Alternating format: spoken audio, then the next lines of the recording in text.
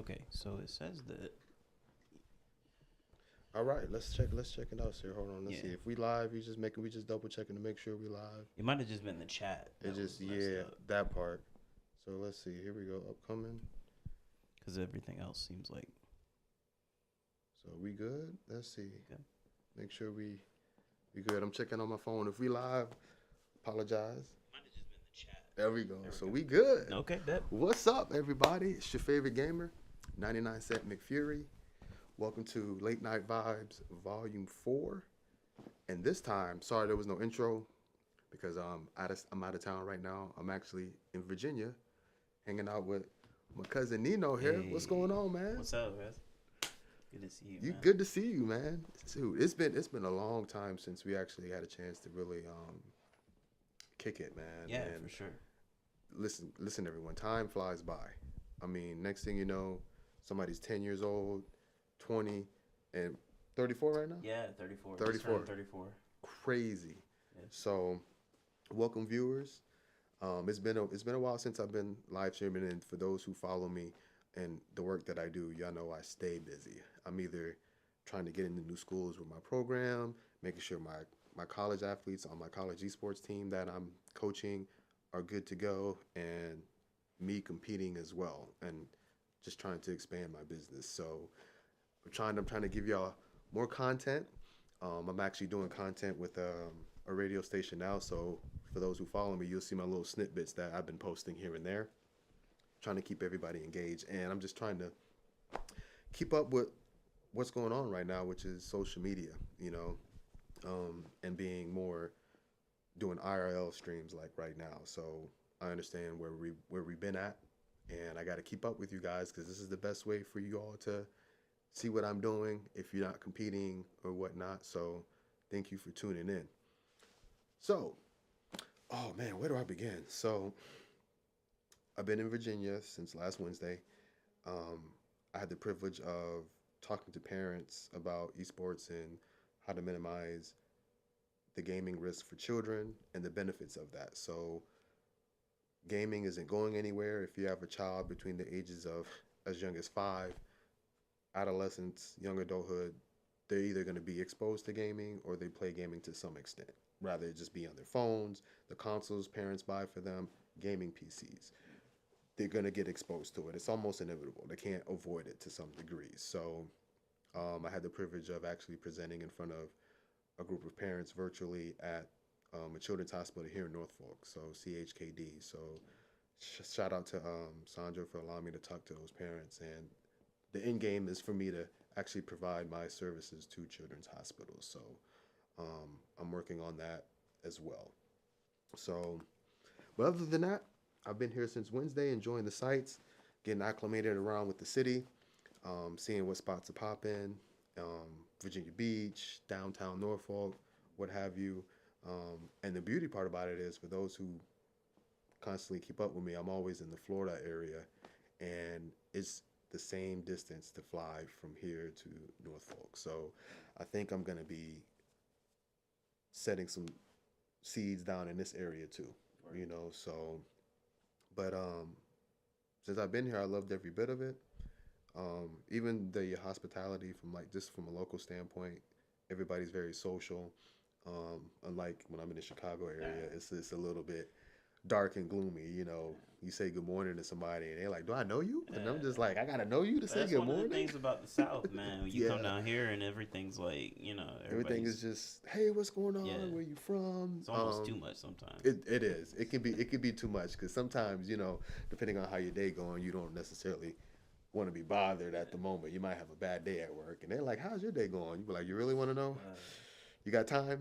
See, that's one thing that I've learned, over the years is like, you ask somebody like, how you doing? They're like, living the dream, and that means it's terrible. It's terrible. It's cold. It's just like It's living bad. the dream. Is it okay? What dream is that, or is it It's really a a nightmare? Oh man, and then man, the way at this point, the way things are going, depending on what you do for a living and where you're at, everybody's just surviving out here, man. Yeah, for sure. I don't want to get too political with all that stuff, but everybody's just out here surviving and trying to do the best that they can, with what they have. So I mean, if there's a time for everyone to come together, it would be now. For sure. So fun fact, I was just watching Independence Day Resurgence, the second one, and it's pretty much, if you watch it, even though it's about aliens, um, the message is important, Yeah. and that's what we need now. No, facts. All the countries set aside their differences, came together for one common goal, and it was to survival, pretty Yeah. much. Yeah. Kill off these aliens. For sure. You know what I'm saying? So metaphorically, it's the same. Yeah. I'm not saying who's the alien is, but if you can read between the lines, you're trying to hear what I'm saying at this point. So There's only like 200 of them. So.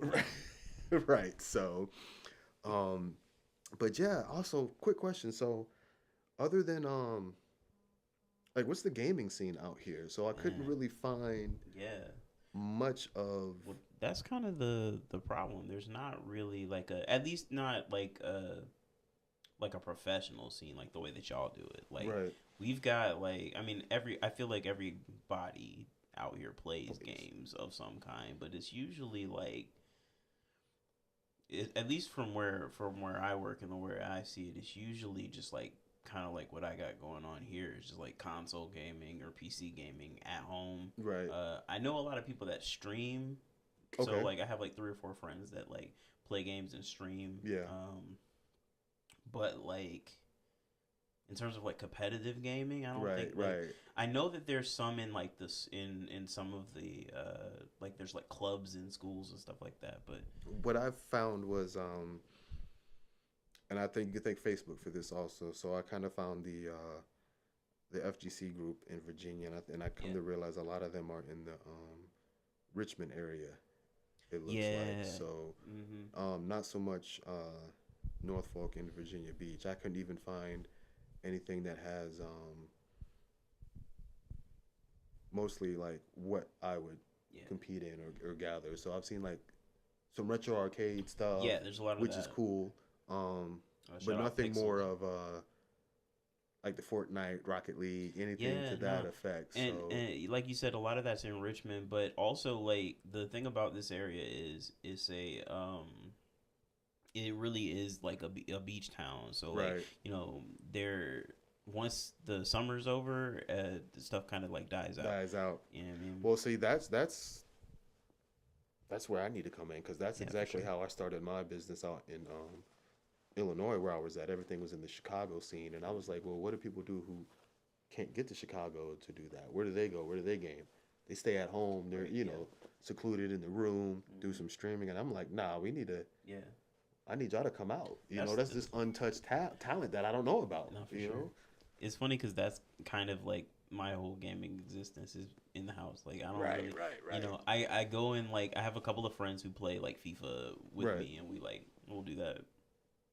And then like at work we do like a gaming tournament every Yeah. once in a while where it's like everybody come out and play Madden or Right, FIFA right, or right, whatever. right. But like outside of that, Yeah. there's really not like I know that there's like some stuff that I'm not aware of. So I want to be like cautious about saying there's nothing. There's nothing. Because Yeah, I don't you know. right. Yeah, I mean, but like I like from what I've seen, there's not a whole lot There's going not a whole on. lot going on. So At that's least where especially during this time of year.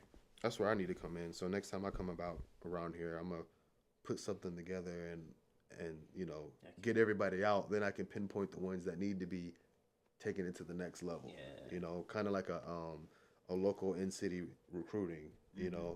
Do like, even if it's FIFA, because there's FIFA stuff going on, and then I'll watch. I have a FIFA athlete on my athletic Yeah. program, so that would be ideal. That way I That's can dope. pick out the ones that I'm like, hey, you. Yeah. Let me talk to you real quick. This is what you guys need to do if you want to take it to that next level, and you have the skill set to do so. Yeah, that's what's up. There's one of the things that I love about like so I'm a big soccer fan, so that's why FIFA is like the only like competitive game that I like actually am aware of and play. Right, like, right. Like it's Tekken and Tekken, man.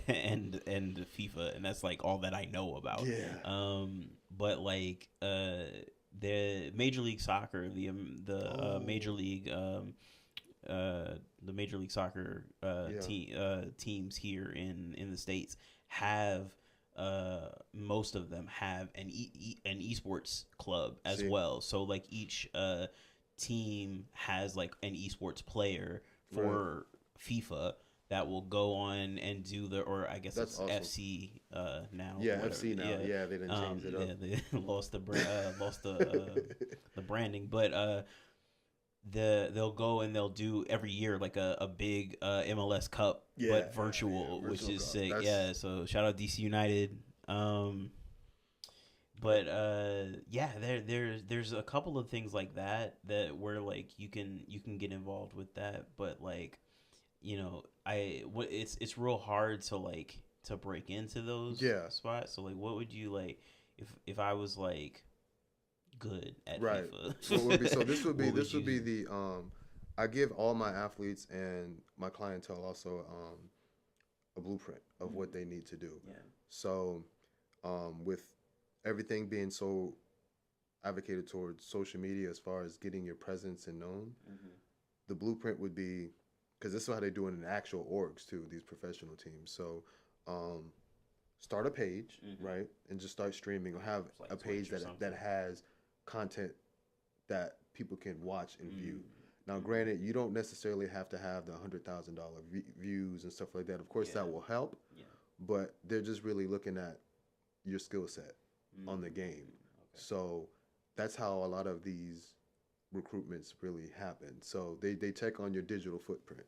You know, Okay. that's your resume.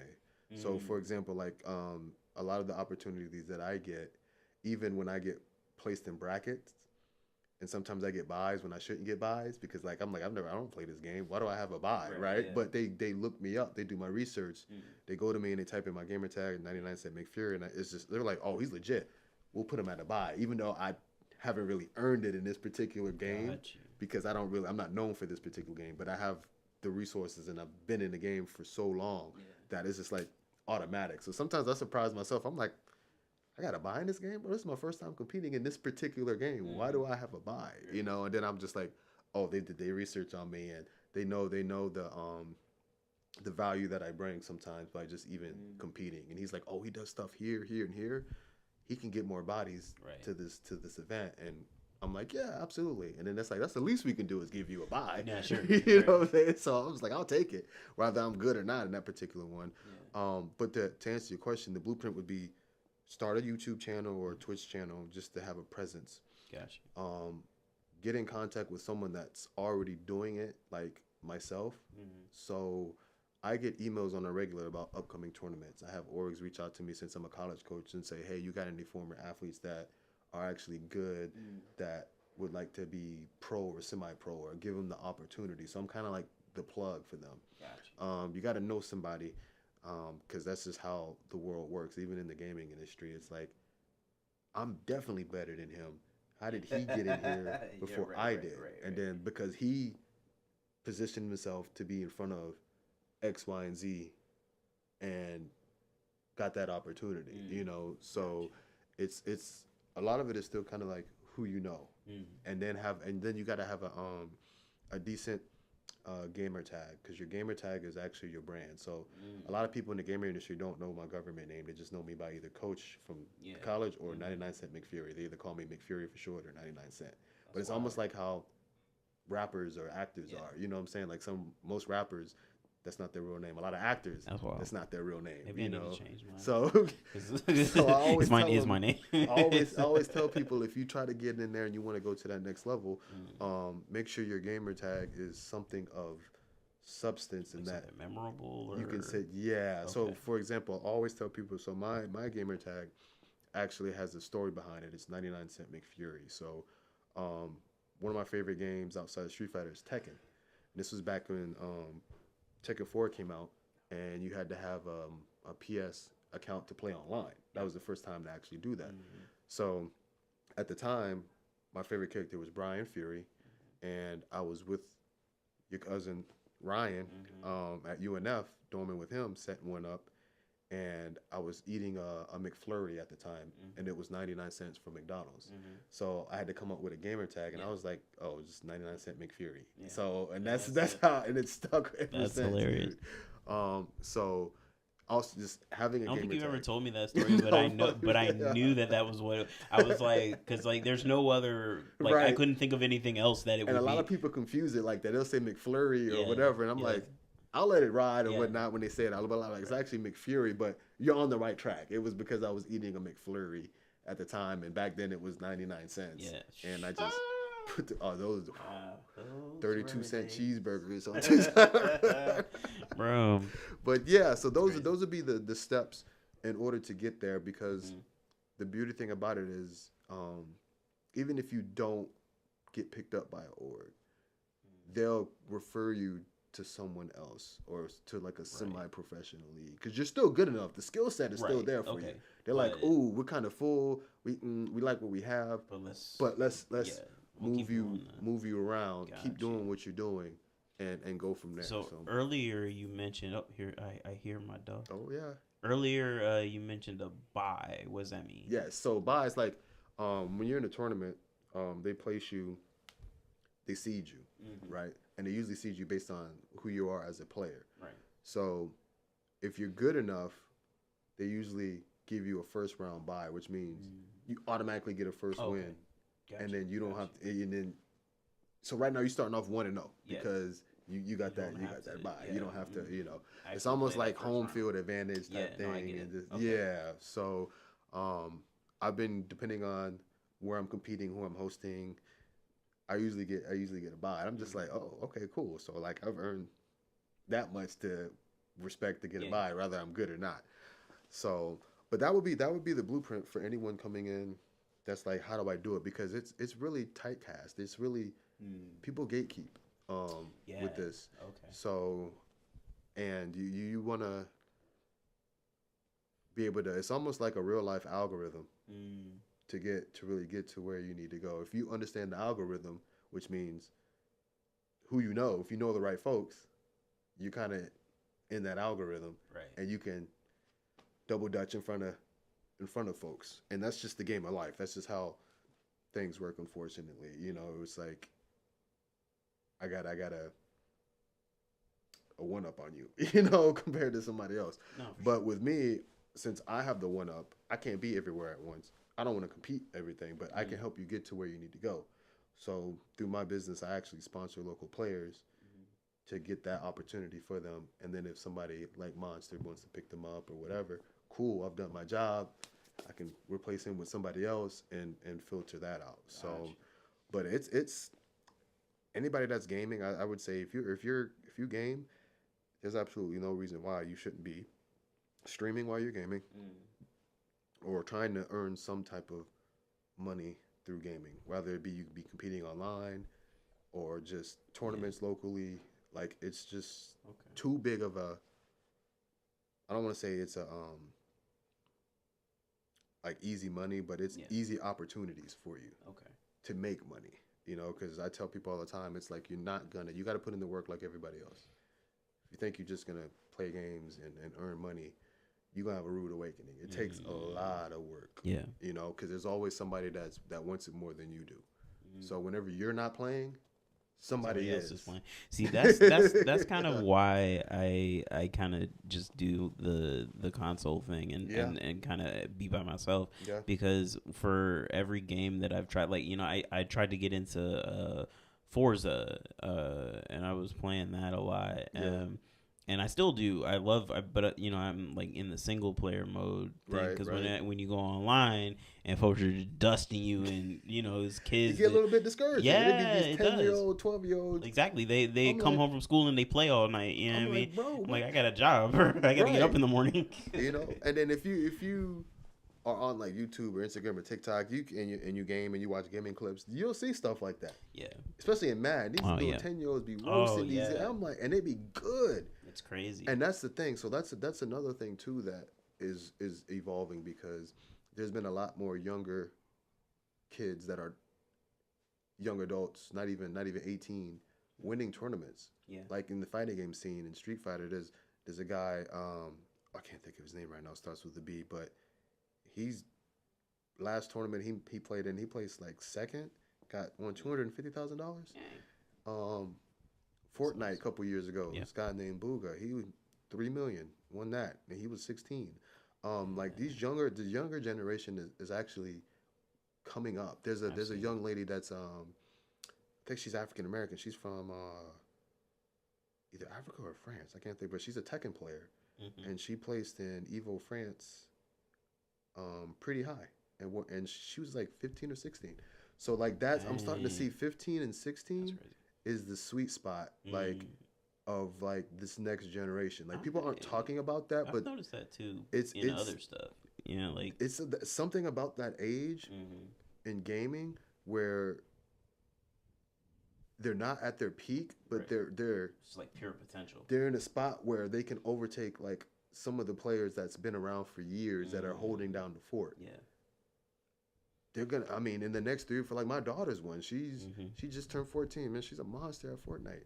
That's crazy. Like I get messages from every once in a while from like pro players, and they were like, "Dude, you was killing it on Fortnite last night." I was like, "Bro, I don't play on Fortnite." I was like, "That was my 13-year-old daughter that was playing yesterday." He was like, "What?" Like, yeah, like she plays under my gamer tag. So Hmm. like, I'm like, "That wasn't me. That was her." He was like, "What?" I was like, "Yeah." And then I got to play with her and watch her, and I was like, "Wow." Like Yeah, so, that's crazy. and they get it. They pick it up like this. Yeah. What would normally take my generation and before, even the one after, Me. Yeah. it would take us years to Bro. get to where they're getting in I like still don't know how to play months. Yeah, dude, Fortnite. Like I'm like I don't. it's I get on the game and I'm like I don't know what I'm doing. Like, and then some kid like snipes me from somewhere and so I'm like, all right, I'm done. like how like it's just, and I think it's just because since they were born into an era of technology, they process Yeah. things a lot quicker than Hmm. what we give them credit for. Because Oh, for sure. I take it for granted a For little sure. bit. I had to humble myself. I'm like, yo, how are you? Even some of the kids that I do my programs with in elementary school, 7, 8 year olds, when they find out I'm a gamer, this is what I do, this that, and they're telling me stuff I've never even heard of, and they're asking me about like, crypt. You got a cryptocurrency? You know, I was like, how do you know about this? At 7, At 7, like that's real talk, like at that's 7 terrifying. and 8, and I'm just like, okay. And then they're putting me on games, so I'm like, I play Yeah. this game. I was like, how do you do this? For example, I got one kid. He one of my after school programs. Me and him, we kind of been bonding because he plays Clash Royale, right? So I play that every day. I watch the finals, and shout out to Mohammed the Goat, man. He's a beast in that game. Um, but yeah, he was like, "Oh, you play Clash Royale?" I was like, "Yeah, yeah, yeah." And he was showing me stuff. We trade in tech. He's giving me combination combos. I was like, I didn't know that worked. He was like, "Yeah, if you do this, this, and this." I was like, he's like in the second grade. So I'm like, and then that's why I love my program because I'm like, I need to take that. If you apply that knowledge, everything that you just showed me, Hmm. and apply it here in the real world, Yeah. Yeah. you'd be unstoppable. That potential is For just sure. unlimited. I've definitely noticed that with other stuff too. Like Yeah. kids are like, I mean, I feel like the onset of the internet like kind of gave the ability to be, um, like you could always learn stuff. It just took It longer. just took longer. Now they got everything like at their fingertips, and if you really just like sit down and apply yourself and like watch like 15 YouTube videos, you can learn Yes. how to like these Yes. kids are playing like better. Like I'm a musician, these kids are playing better at like 14, 15 than I do now at 30. That's what I'm same thing with gaming. Crazy. It's the Yeah. same thing with gaming. I'll sit down and have somebody. You can get somebody in the same room who have a particular game. You can have a 30-year-old, Hmm. 45-year-old, 18-year-old, and a 7-year-old. We all playing the same game. We going at it. Hmm. And you would watch. You'd be surprised. You would watch. Let's say we do some battle royale. In theory, you would think, okay, the guy that's like in the 18, 19, he's Yeah. the one killing it, right? No, it's the 7-year-old. Yeah, that's bonkers. it's like These because iPad he got kids, nothing to bro. lose. Yeah, He's a nothing else to child, do. no He just responsibilities, which yeah, means he has nothing on his nothing mind but time. other than that. So all he has time and Yeah, opportunity. While we're sitting there playing, your phone goes off, or yeah, you got to think about work, yeah. whatever. Not this kid. That's all he think about. And then what's for Yeah. dinner? And then like, Bro, it's crazy to think about this, like in terms of like how, like one of my earliest memories is me, you, and your brothers, and Alex in I the remember. back of your dad's like station wagon, sliding around in the trunk, playing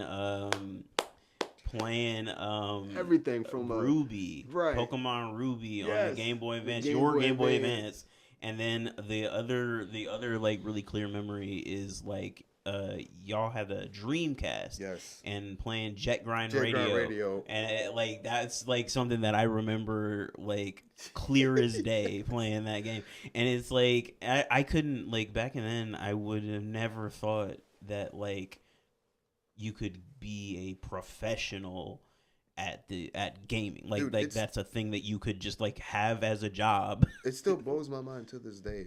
Like just the opportunities that are presented, even not even from like the competitive side, but just from the back end side, which we'll talk about, like with the music Yeah. and the graphic design, the digital art, the storytelling. Like people overlook everything that goes into a game. They just see the final product and play, but they don't understand. It's such an interesting medium. It's such a It's so good. You can tell the stories that you can tell with games. It's like it's kind of like the perfect blend between like animation and real life and live exactly. action. Because like the problem that you run into when you're filmmaking is you're limited by the medium that you're in. So like Exactly. if you're doing like CGI has made a lot of that easier, but you're still pretty limited to like what is really like like what's tangible, and especially with budget filmmakers or lower end filmmakers, people that are just starting out. Yep.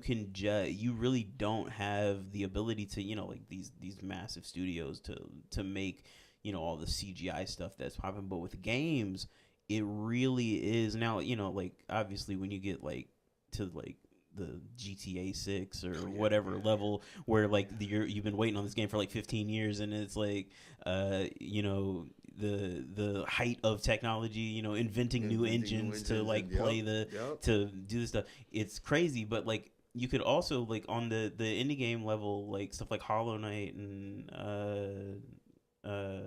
stuff like that. You know what I mean? Like you can see how much like passion goes into creating and stuff like that, and the amount of different stories you can tell. Like I just started playing Ghost of Yote. Oh yeah, and such a good game. The first second that you like get out of that like the story walkthrough and you can ride out into the trees and stuff, I was like, this like I remember when Skyrim came out, my roommate and I at the time were played it for the first time, and we were like, this looks like real life, right? And like, no, it doesn't, but it kind of did. Like at the time it sort of did. Yep.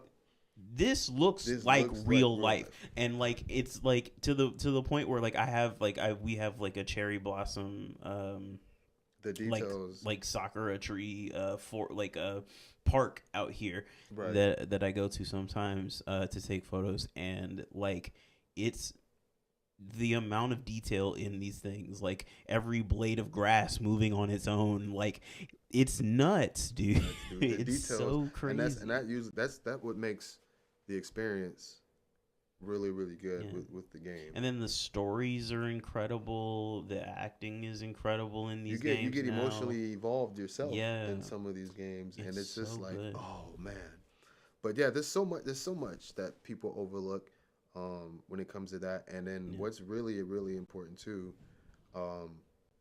is like the music in the games. Like that actually draws. When you mentioned Jet Grind Radio, like the music is a huge part of it. Is a huge part of the game. So like if honestly in today's era, like what I would probably emphasize now on what's important to like grasp somebody's attention in the game, like back in the day, before when we were playing like Super NES, Nintendo, like graphics were okay, but it was gameplay and storyline, right? Honestly.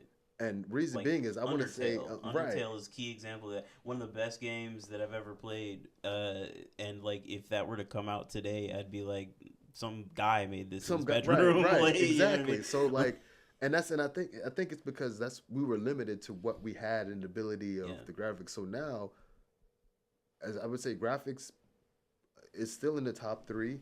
It would have to be the way the game looks, the storyline, and not even the gameplay so much, because I've seen people play games and the storyline sucks, but it just looks so magnificent that it draws you in. That's And then the music behind it, because that really connects with you as well. So like prime example, like one of my favorite gaming soundtracks of all time.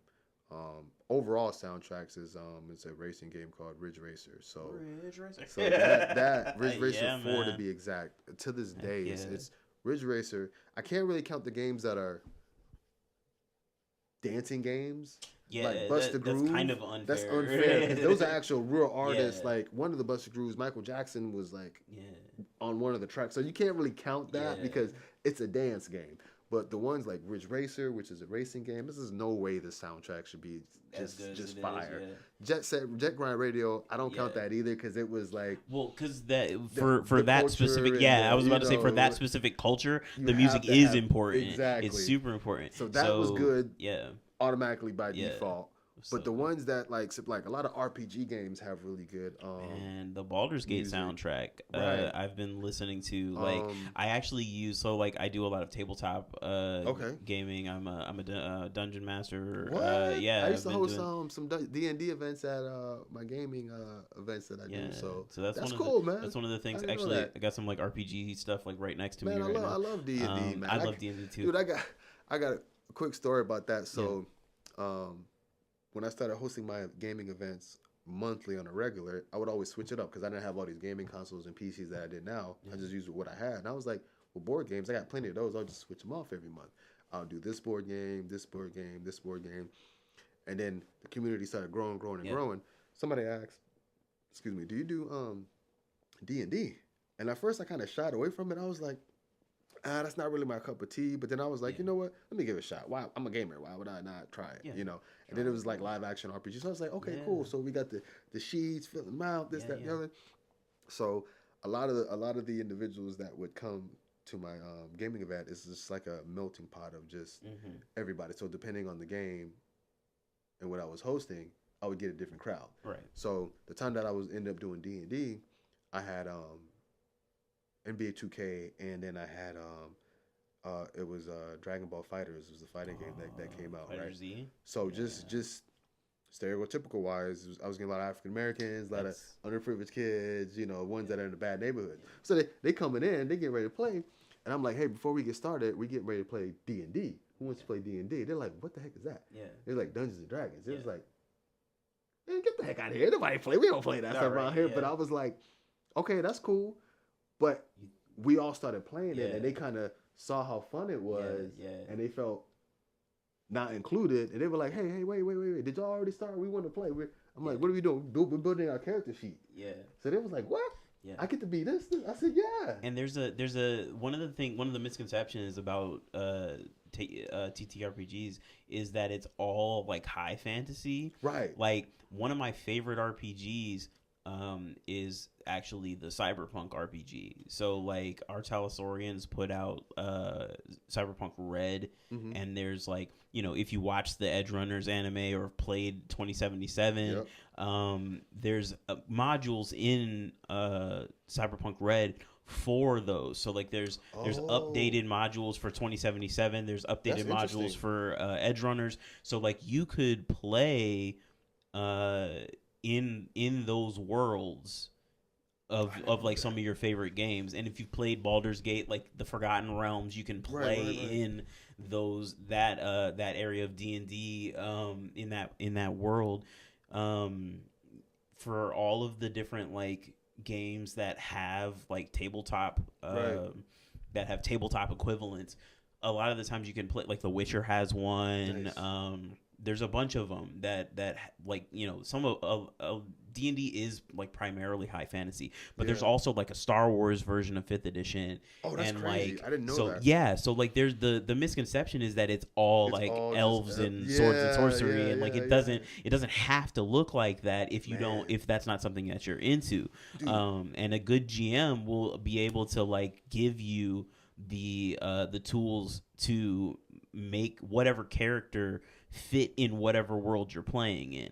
So if you really like the the solo kind of character in Cyberpunk, Yeah. you can play a barbarian and go through and use an axe That's so and so chop stuff up. good. If you're more into like the stealth archer in Yeah. Skyrim, or like you like sneaking around, you can do a rogue. If you want to do like if you want to build stuff, be an artificer. You know what Right. I You mean? can do that. So like all of those things translate Alchemist. into Yeah. exactly Yeah. that, Yeah. like that stuff translates into D&D That's really so well. awesome. So like any of the stuff that you learn or that you learn about yourself while you're playing a game on on the console or on PC or something, you can take that and transfer it into the game in on tabletops, and there's That's awesome. usually a tabletop for Right. whatever Forever game game. kind of style you're into. I gotta get back into that, man. I remember when I first did it, right? I didn't know, right? I kind of humbled myself. I didn't think these things can go on for about 6, 8 hours. Oh yeah. Talking about we need a dinner break and we Yeah, come back, and I was just like, yeah. "Yo, what we gotta like I gotta end this Yeah, we soon. gotta So break. we gotta We gotta break break for it up. this." But I usually like we'd keep it to like 2 or 3 hour sessions That's good. usually because That's good. it can go really long. But Yeah, if you plan it so that you've got the whole day, that's one thing. that's one thing. But Yeah, if you've got like my GM is one of my best friends. Um, does like he was at one point he had to take a break because he was like burning himself out. He was running like 4 games at a time, so like every night of the week he was on for like 3 or 4 hours with us on Discord, different groups of people on just on imagine like Discord. the multi universe he got. Yeah, no, crazy That, stuff. So that one of the reasons I became a DM was because um like there's always one person in the group that gets stuck being the GM forever. forever. Right, And right, right, right. and so like and it's because people don't think that it's something that they can do Dude, yeah. because it's a lot of like storytelling, it's a lot of world building. But like you don't have to do all of that like deep work. You don't have to Yeah. be like Matt Mercer or Brennan Lee Mulligan Right, in order right, to right. be a To be good a good GM.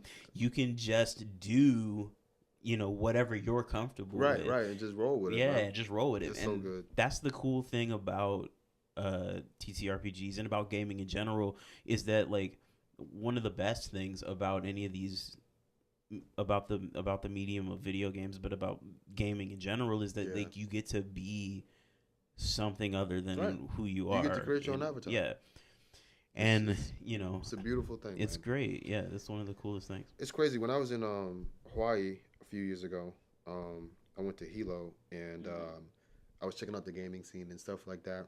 And they got this place called Slow Your Roll, and they do tabletop games, board games, card games, stuff like that. And they got their own Dungeons and Dragon room. Oh, that's Like sick. it is so sick. So Yeah. I got to sit and view all the books, everything. So that's what they do right there. Yeah. And it was magnificent, man. It That's so was dope. the fact that Hawaii has that. Yeah. You know, it's really beautiful, man. But I love D&D, man. I gotta get back into it. There's actually there's a group out in England that people fly out to. I saw a YouTube video on it, and he has like, I kid you not, like this whole floor here is like a live action Oh, that's amazing. Dungeons and Dragons like build Yeah. with grass, castles, everything, and Yeah. people fly in Yeah. and stay there to play D&D. Oh, It was so beautiful, man. I was like, It kinda much sounds respect to that. like, I don't remember what the guy's name was, but I just, when I was doing my research on D&D and how to play and just get a familiarity with it, that video came up, and I was like, oh, and I was like, whoa, Heck yeah. That's awesome. This is like It's really so really cool. good. It also reminds me of the one game I can't think of with the little the minis. minis and people Warhammer, probably. Warhammer, yeah, Yeah. and they paint them. Yeah. Dude, I had a buddy. Oh man, I wonder if I can remember his first and last name. I would so look him up and try to see what he's doing right now. But when right after in high school, when I got out of high school, I used to go to his house. He lived in Baytree, and he had that Warhammer. He had a bookshelf Yeah. and Oh then like a yeah. glass case, and like they take the A. It's For those who don't serious know, for they them. take that It's serious for them. seriously. My GM, same guy, is also a Warhammer Seriously, dude, dude. and he's got like he's like me in that he gets obsessed with like stuff. So like he has the same thing, just a whole rack A whole rack. of minis, just like a whole like IKEA bookshelf of Dude, minis it's really like robot. I'm painted, like, and they hand hand paint. painted them. Yeah, With a camera, they hand paint all yeah. of them. It's like Gunpla, you know what I mean? Like All of them. They the Gundam yes. the Now Gundam me, model building and so stuff. that's Yeah, me. the Gunpla. That's what I do as my zen sometimes. Like Yeah. I'll buy a Gundam kit, I'll play the music that we kind of Yeah. vibe with, and build Gundams. It's so peaceful for me. I got It's like so- 2 or 3 of them it's so dope. I need to build. But that painting, and then all we gotta do is build them, and that's the one time I feel like I understand Japanese, and all I'm doing is matching up letters. You're right. You know, Yeah. I'm like, oh, that looks okay, cool. Yeah. And then we putting on the stickers. Yeah. But those Warhammers, Yeah. dude, they take. I ain't never seen like when you need permission. Like, oh, what is it? Hey, no, no. Yeah. Right. I'm like, what? They take them seriously, man. And you can do like D&D. A lot of like people who like, so there's different ways to play like D&D. One of them is theater of the mind, where everything is like happening in your brain, and you're like kind of just imagining it. But some DMs like to take that same sort of energy and like apply it to D&D. So like they've got like full, like you were talking about, like the dude that has like full scale stuff, small model stuff with like minis and dude, stuff like that. It's incredible. Dice, yeah, but you know what? That's perfectly fine too. Yeah. It doesn't. It doesn't have to be all that. Right. And in fact, I think that can be like a little intimidating for folks sometimes. Yeah. But like you can really sort of if that's something that you like doing, like that sort of like creative aspect of like the painting, taking the time to make the minis and stuff like that. It's such a 3D printing. And they're beautiful, man. I'm not knocking anybody that does it. I'm just like mentally putting together the time. It's not for me. The patience, for sure. Like, and I'm like, it's not even for me. It's like I'm terrified that I like break it or like part. Mess it up. That's my thing. Because like I have no problem taking my time doing stuff. It's just the like I'll snap. I feel like I'm gonna snap one of them joints. You know what I mean? And because it's so like the details, they're delicate. Yeah. And then me just being naive sometimes, right? Because I'm just like, how are you painting these little things like that? I'm thinking they eye to eye. Now some of them got magnifying glass. They got the specs. Yep. And they're just like, and I'm like, oh man, the dedication, dude. Yeah, like, for sure. Like, kudos to that. But it's really, really interesting seeing that. There's a place in Kenosha that there's a store like that. Some malls I've seen have places like that when they come in. So the fact that in my mind, from a business standpoint, I'm like, how the hell are y'all still in business? Like, who's buying this stuff? You know what I'm saying? Yeah. Like, long term. You know what I'm saying? It seems seasonal for me, but be surprised. Dude, they be in there buying it's it. It's a real thing. And because it is such a like obsession for folk that are into it, like you're all in. Exactly. And there's not that many of them, but they buy they everything. They buy it all, man. It's almost like when I used to play Yu-Gi-Oh and Magic the Gathering. Yeah, same. Seriously, right? Especially Magic. I actually especially Yu-Gi-Oh. Yeah, Yu-Gi-Oh, you gotta I stopped playing when they changed the meta. Oh, but like fact, like as soon as they introduced like synchro summoning, I was like, okay, I'm done. I stuck in there through the synchro. It was after that. It was when with like the pendulum stuff, and then they added an extra field. I said, wait, what is this? Yeah. Huh? So and then I got outclassed when I told like for years, right? When I was playing and competing and stuff like that, no matter what new cards came out, I was always okay because I ran an Exodia deck, right? So I ran an Exodia. I ran an Exodia, Necros, Destiny board deck. Yeah, but they nerfed with that.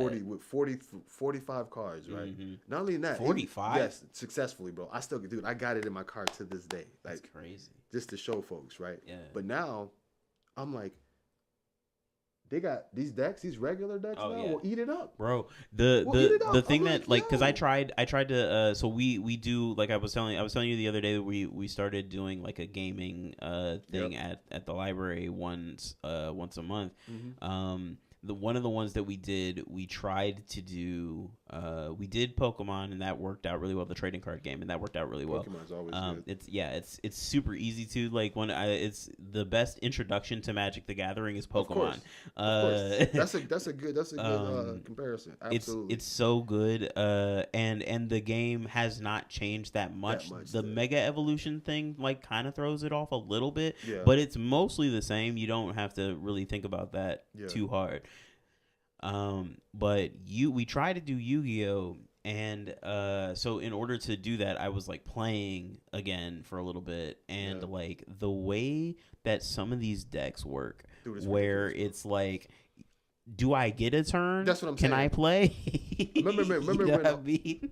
OTK was a thing, like one touch kills were a thing, right? And it was only certain combo combinations. They got decks built like this. Yeah, I know. Soon as crazy. you just draw, you're like, what and happened? The game's over. The game is it's over. Like, so I was like, I can't do that. It's like man. control players in Magic. It's like, just, like, do I get to play at all? No. Okay, all right. It's crazy because, fun fact, when I first moved to Illinois, I was trying to find the local scene and stuff like that. And coming from Florida, I used to play at like Barnes and Nobles and Books and Comics, places that would have that. But they actually have a scene locally that was there. So I would start here. It's so funny. So I would run my Exodia, Necros, and Destiny board deck. So like it's all a plan B. So like I would show you that I have Destiny board depending on what my hand was. So then people would play against that, and then they destroy my Destiny board, and they think it's over. Then I'm like, oh, Exodia. Got the last then card they're like, hey, he cheating. Like what? My like, grandfather's deck has no pathetic cards. Right, so, and then it'd be vice versa. I'll act like I have Exodia. They'll notice it. They'll stop it, and then I'll flip something over, and then I'll have somewhere where like I can speed up my turn. Right. So they would it's so funny. I would have to rotate places to go. So I'd play here. I'd win like 2 or 3 tournaments locally. Then the fourth one to come in, they'll come in. They'll be like, oh, he runs Exodia. Then they get into that side deck. And start flipping up, and then I don't get past the second round because they're playing against it. So I was like, all right, now I got to go to this place. And they don't know me. They don't know what deck I run. But after I win 2 to 3 locals, they see me come in. They're like, oh, everybody's that plays Exodia. Everybody's in their side deck, and then I'm like, oh, they're playing against me now. So I was like, all right, I got to make another deck, and then I ended up running a Fiend deck, and I had a really strong Toon World deck too because they started coming out with all the tunes. And it was like the direct damage that I would, because you didn't have to, you can direct damage with some of them. You just have to wait a turn. Oh, that was so dope. Toon Dark Magician, Toon Blue Eyes, Toon Summon, Toon Gemini Elf, all tunes, man. One of my favorite decks. So I play a lot of Magic Arena. That's the only thing that I do competitively. When it comes to like Magic anymore. Like I do a lot of LGS stuff, but like I don't like go out a whole lot just because I don't have a lot of time. Right. So like I'll go to like shout out to Atlantis Comics. I'll go over there and play sometimes, or I'll pop out into some local stores and just like buy packs or whatever. But like the only like competitive thing I do now is Magic Arena, and I love I'm a token guy. I love tokens and I love spamming tokens. So like anything that lets me build a whole bunch of tokens and then attack you with a whole bunch of tokens, that's my kind of thing. So I run 2 decks right now on Arena that people auto quit when they see what I'm playing. That's crazy. One of them is one of them is a pack rat deck that has you can have like 18 you can have an unlimited number of both of the like main cards of those 2 decks. One is a rat deck, one is a rabbit deck. Nice. And they basically do the same thing. Which is like you get one out and it multiplies the number of rats you have. And then the rabbit deck, it does the same thing. You get one out and then you play another one and then it doubles and adds a rabbit token.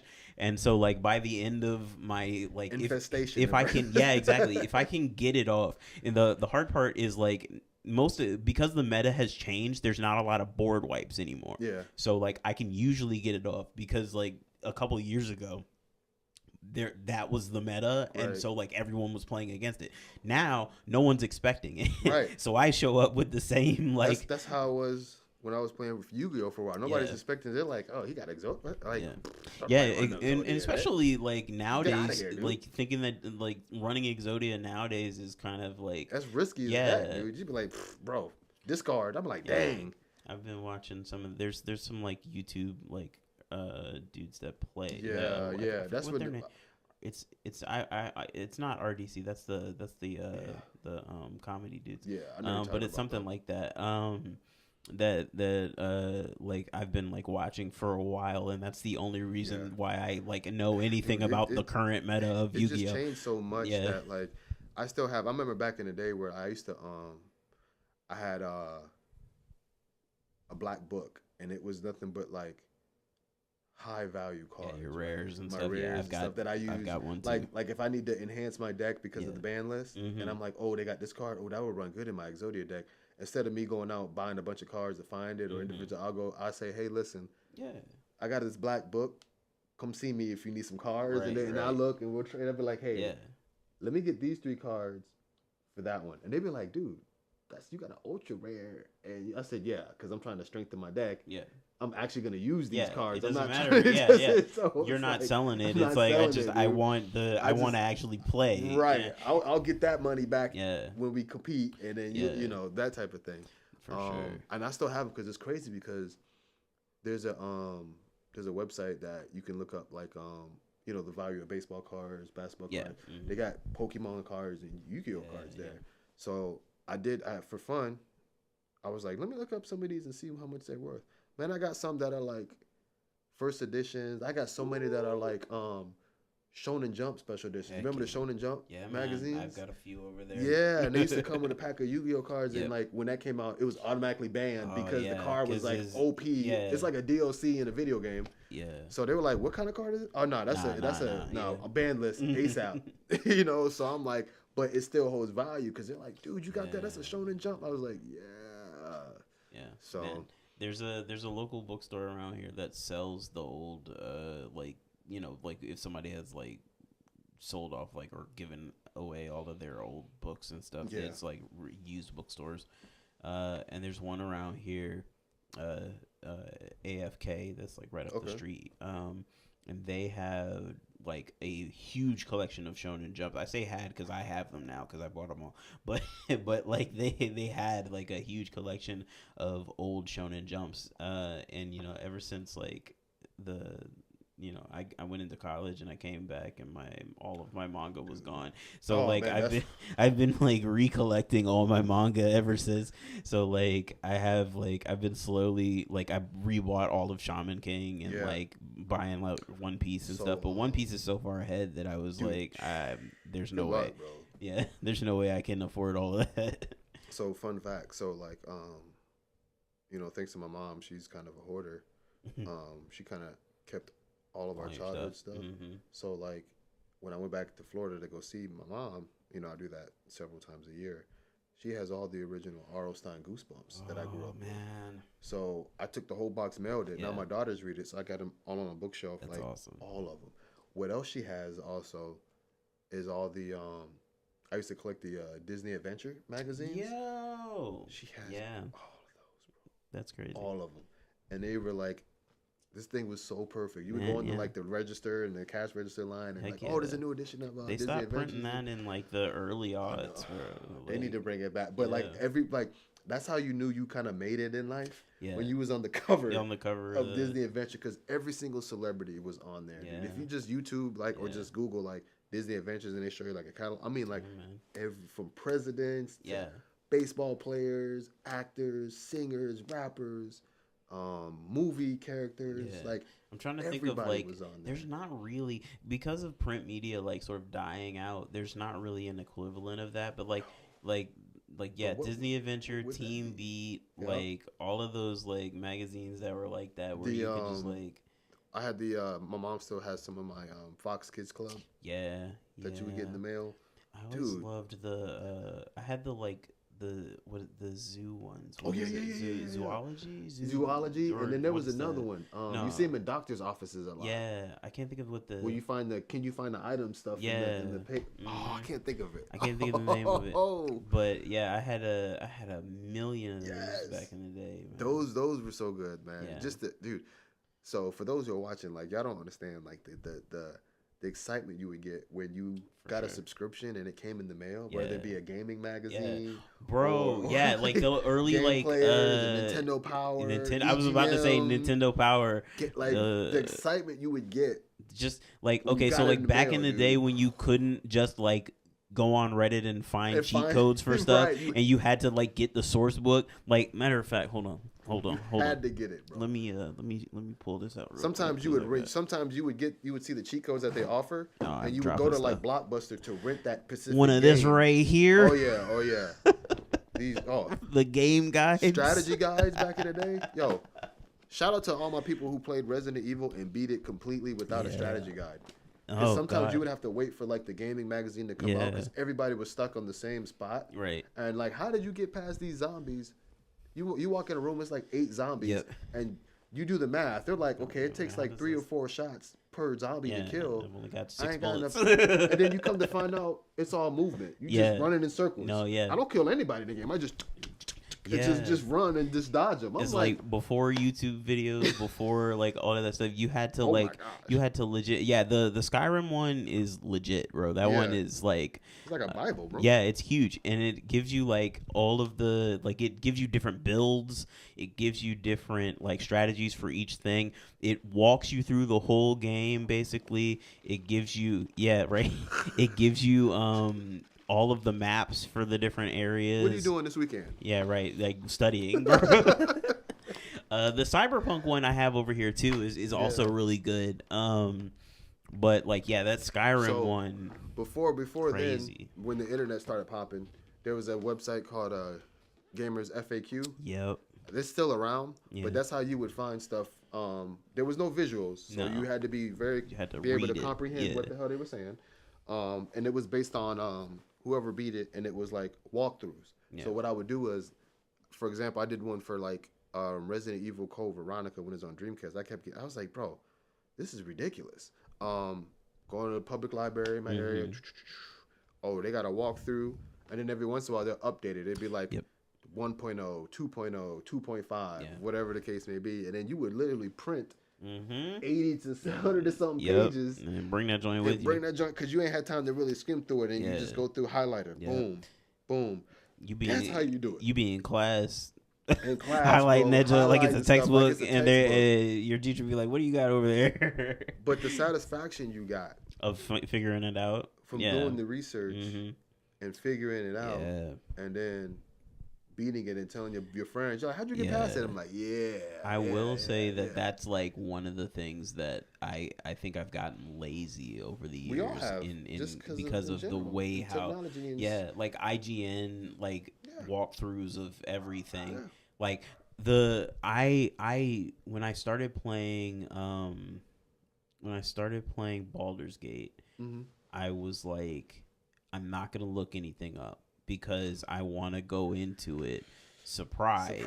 Right. And it's rare that I do that because I usually don't care about spoilers. But like one of the things that I really wanted to do, because I knew that it's based on 5th edition D&D. So I knew I already understand the mechanics of the game. So because I play D&D all the time. So I know how the roles work. I know the character builds. I know that stuff. So I don't need to look that stuff up in order to figure out how to play. I can just go in and play. So I don't want to know what happens because if I look up something on IGN, if I watch a review of the game, it's going to tell me all this stuff that's happening. And I accidentally I was watching a review of something else. Right. And then you know how YouTube shorts will force stuff on your so I spoiled myself for the third act of the game by accident because there's something popped up in the game about one of the main antagonists in the game, and I was like, that just ruined my whole it didn't like, obviously it's still a great game, but it messed up my like flow of like how I wanted to learn about Yeah. what was going on in the game. And so like once the seal was broken, I was like, all right, well now I'm gonna look stuff up because Yeah. I'm already here, but like, yeah, that and Ghost of Yote. I'm really glad that I didn't watch anything about Ghost of Yote before I went in, because I went into it like hearing like all of the like one of the other reasons why I kind of keep to myself in gaming is because like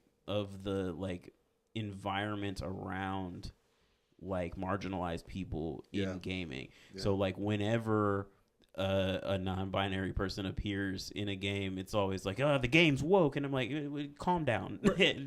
I hate that though. Like what? Like So it's just they're just taking. You've not even played the game. Calm down, You're bro. doing too much. Yeah. So like character design and Eric Ishii's like one of my favorite people in voice acting in gaming.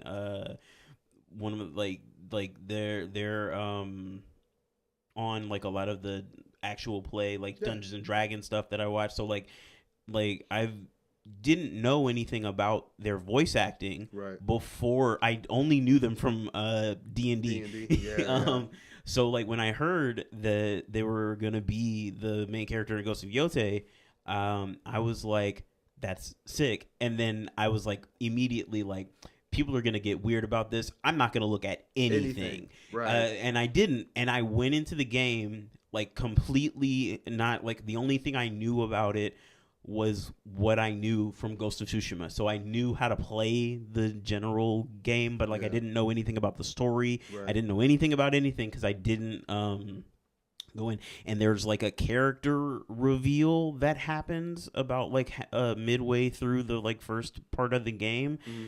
And I legitimately paused the game and like hands on my head, like, what?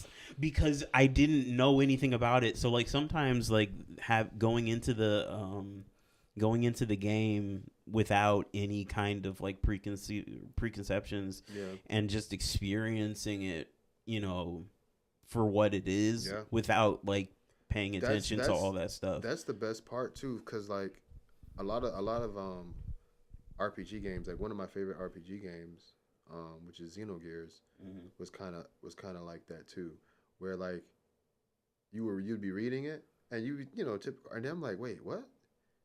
Oh, that's getting deep. Mm-hmm.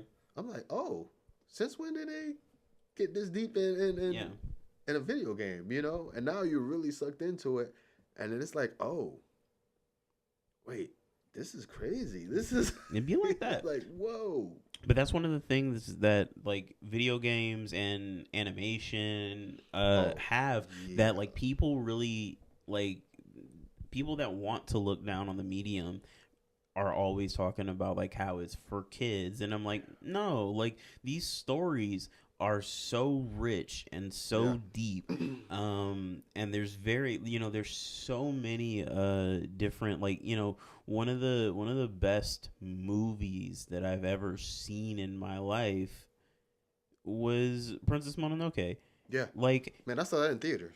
It just it's one of the best movies ever made, and oh man, that's so good. People take it because it's animated.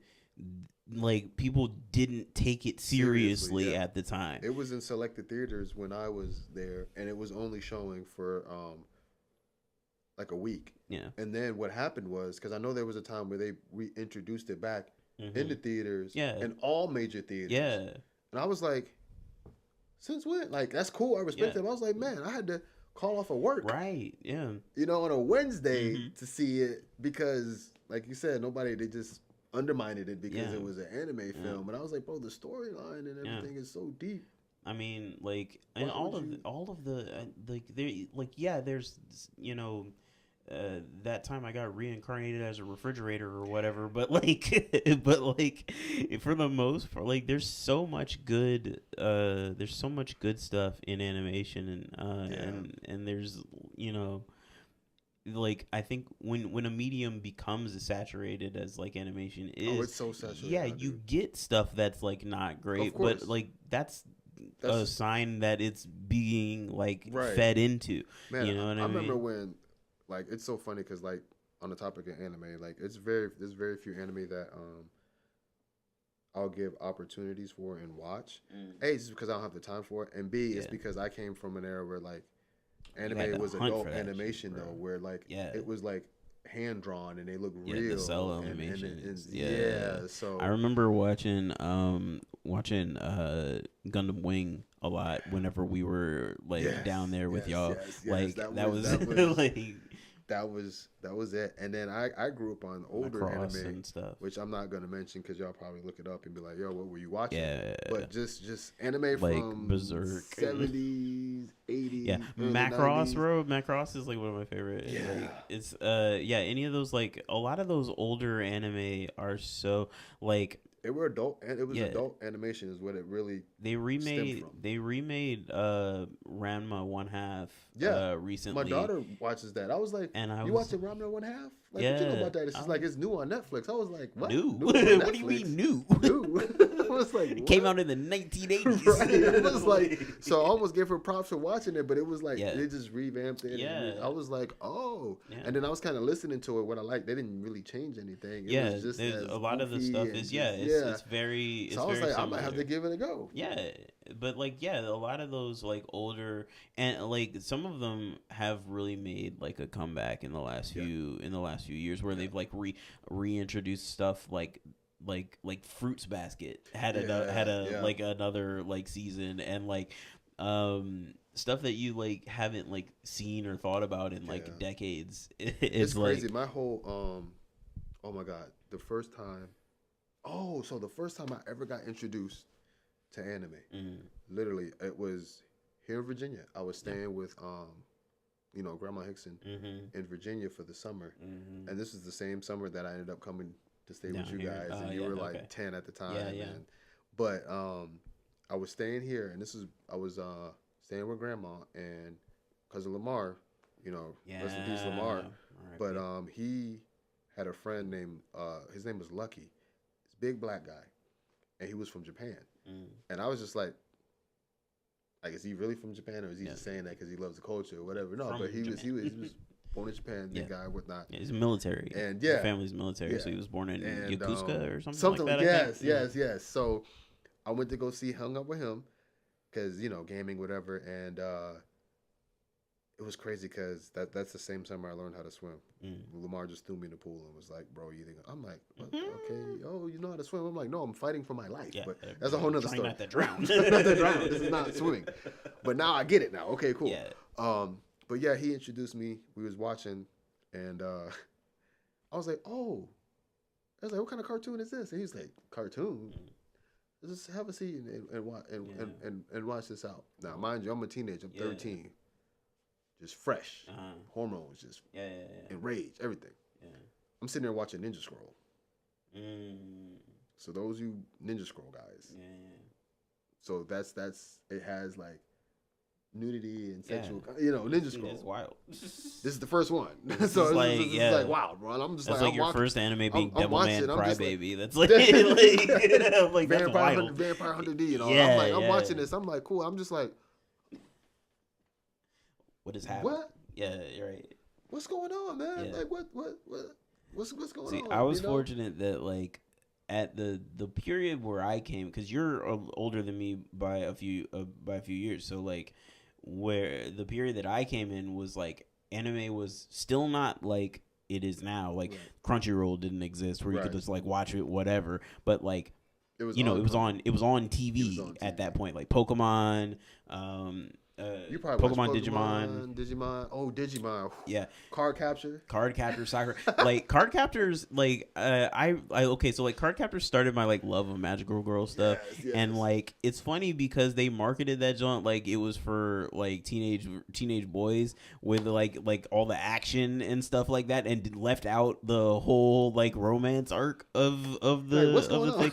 So like are they gonna fight? There's like 10. There's like 10. There's like 10 minutes of like cloud card capture, and then the rest of it is all like a shoujo like romance thing, which is actually like something that I really appreciate getting to watch back because it opened my mind to the things that anime could do. Because otherwise, I mean, there's nothing wrong with Dragon Ball Z. That's like one of my favorite anime ever. But like, you know what I mean? Like until recently, like there wasn't really a whole lot of relationship stuff going on. It was just like screaming and punching. Even when they introduced like Sailor Moon, and Ronin Warriors, those were the ones that they introduced. Yeah. Oh my god.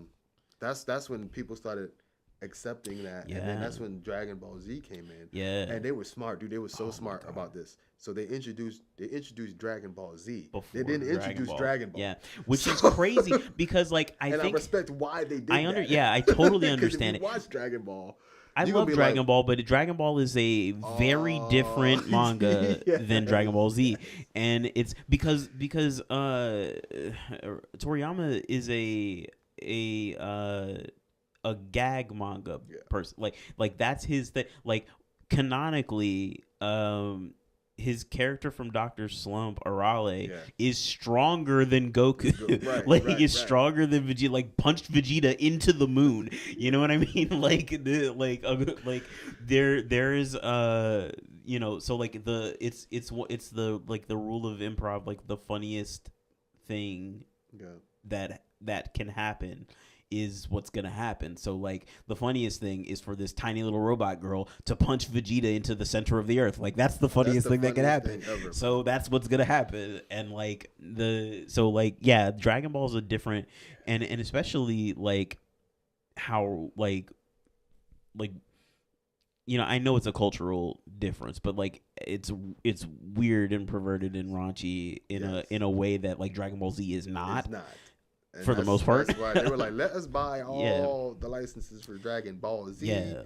And y'all can just, if they get interested in Dragon Ball, because they still haven't aired it. It's never been aired, but they did do a dub for it. They did do a dub, so you can go out and buy it if you want. But we're never showing this on there because we just it's wild, man. Like the one of the first things that happens is he like pats Bulma just like right in the like you know what I mean? So it's like when shorts and clips were a thing, people were clipping that and showing that, they thought it was like, is this real? This ain't real. Yeah, like, no, it's real. It's real, bro. It's real. It's real.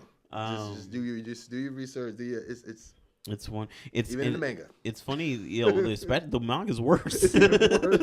They still had to deal with the NHK. You know what I mean. So they couldn't go as wild as the manga could. But the manga is crazy. It's diabolical. Yeah, but like that's the style that Toriyama had. Like it was just being like like everything was so goofy. And it was I don't know if it still is, but it was socially acceptable, man. Yeah, everybody had a lot of that. Everybody had a sense of humor, dude. Yeah, a lot of that stuff is like some of them Japanese TV shows. Yeah, and stuff. I'm like, yo, what? and especially coming up, like like you said, as a teenager and stuff. That's what I'm saying. And being like exposed to this stuff for the first time, you're like, okay. My dad ain't talked to me about the birds and bees yet. Yeah, seriously, bro. Like real talk. Like your first experience of that being anime is like, so weird, and especially because like a good 45% of the time it's the character's sister. Like it's a weird, it's such a different. It's Facts. Like, and it's never like you watch a show. Like that's why I have such a hard time recommending anime to people. I don't recommend anime to like. There's certain ones I do, but nowadays, Don is great. Yeah, it's so good. The first episode of Don is absolutely insane, and it's like I can't recommend this anime to anyone because it is fantastic. It gets really good. It's got an incredible romance arc, and it's got an incredible action. You don't want to be the one guilty to but that first episode, I'm like, I just can't tell you to watch it. Like I can't. You know what I mean? It's one of those things where it's like, what anime are you watching? They tell you, and then you're like, what episode are you on? Yeah, 7th. Okay, now we good. can. We can talk about it. Right. Just like I've been watching. Like, fortunately, I can talk about some of the ones I've been watching. Like I've been watching Kaiju number 8, which is fantastic because any kind of like transforming kaiju thing is always a win for me. But like, yeah, like a lot of the times when I watch anime, I'm like, either they know that they're doing this and it's ridiculous and they're doing it on purpose, or they don't understand that they're doing it, and that's worse. Like like at least That's the if you, worst. yeah, like at least if you know that you're doing it and you're doing Right. it on purpose, I can be like, cool, this is Cool. not for me. Or like, you're in on the joke if it's like Exactly. a joke. Like one of the ones that I've watched that is like I don't know if this guy is joking or Right. not. Right. Is the Eminence in Shadow, which is like Okay. this crazy, like just think of like any power fantasy isekai type thing, and then Yeah. like crank all of the ridiculousness to 11, and that's that show. And it's either this guy is like doing a pitch perfect send up of all of the stupid like power fantasy Right. like Right. Right. anime thing, or he's completely Just serious, and I serious. don't know which one is funnier. Like I think, like, I want to believe that he's in on the joke, but it also would be hilarious if he's just playing it straight. Oh man. But yeah, Any games you're looking forward to? man, I honestly, other than GTA 6, That's what I'm like, saying, dude. like, and And they they just keep pushing delayed it back. Now here's the thing, right? Here's the thing, and this is just me, just my 2 cents on why they keep delaying it, Yeah. delaying it, and delaying it. Because and fun fact, like I don't care if that game's $100, I'm getting it. Facts. That's gonna be the last game Unfortunately that's true. like, yeah. Especially if they put in like real life currencies where you do missions. Yeah. And it's a wrap, because that means you could actually earn real money while real playing money the game, for dude. Dude, it's a wrap. I'm not playing anything else. Yeah. I think what they're really doing is, because like they're smart about it when they say Yeah. that they're delaying it. I really believe they could release it Oh, for sure. now. Yeah, but they want it to be. It's all about timing. Yeah. You know, when that game releases, because they're gonna have to make their money back the fastest way possible, and But they're going to. They're going to. I Yeah, know they're going to overall down the road. 'Cause No, just I like mean, the like, last one. I think that this is one of those games that is like, GTA is like the old Kanye. Every Yeah. time GTA drops, it's a cultural reset. That's what it is. Like, yeah, it changes Yes. gaming going forward. yeah, You know what I mean? So like, I think that, and especially with how anticipated this game they want to is, kill all competition. it's gonna, yeah, like, well, first of all, like, RIP any game that releases the same day as That's GTA. that part. So they're like, that's what I'm saying. Like, I'm like, what's they're keeping the eye on the post. They know what they're doing. Yeah. I really believe. Oh, for sure. that I 100%. when that game drops, it at this point in the game, GTA 6 and the Elder Scrolls 6, like, when they come out, if they like if they're not perfect when they release, like if they're not complete when they release, it's gonna be a riot. it's gonna be because chaos. there's no, like, Cyberpunk was one of the like most botched releases of the last like couple of decades, and Cyberpunk is one of my favorite games now. Like, it became one of my favorite games after everything was fixed, and the anime really helped with that. I wanted to give it the benefit of the doubt from the beginning because I love the RPG so much, but like it was really hard. And like I was fortunate because I had Stadia at the time, the Google Stadia, and I didn't have a console, so I had a Xbox 360, but I couldn't play Cyberpunk on it. So like I didn't have the ability to play it when it released initially. Yeah. Like I bought it on Stadia and it would not work. That's crazy. So I just like, I don't know if that was because it was so messed up or if it was because of Stadia being like weird. But like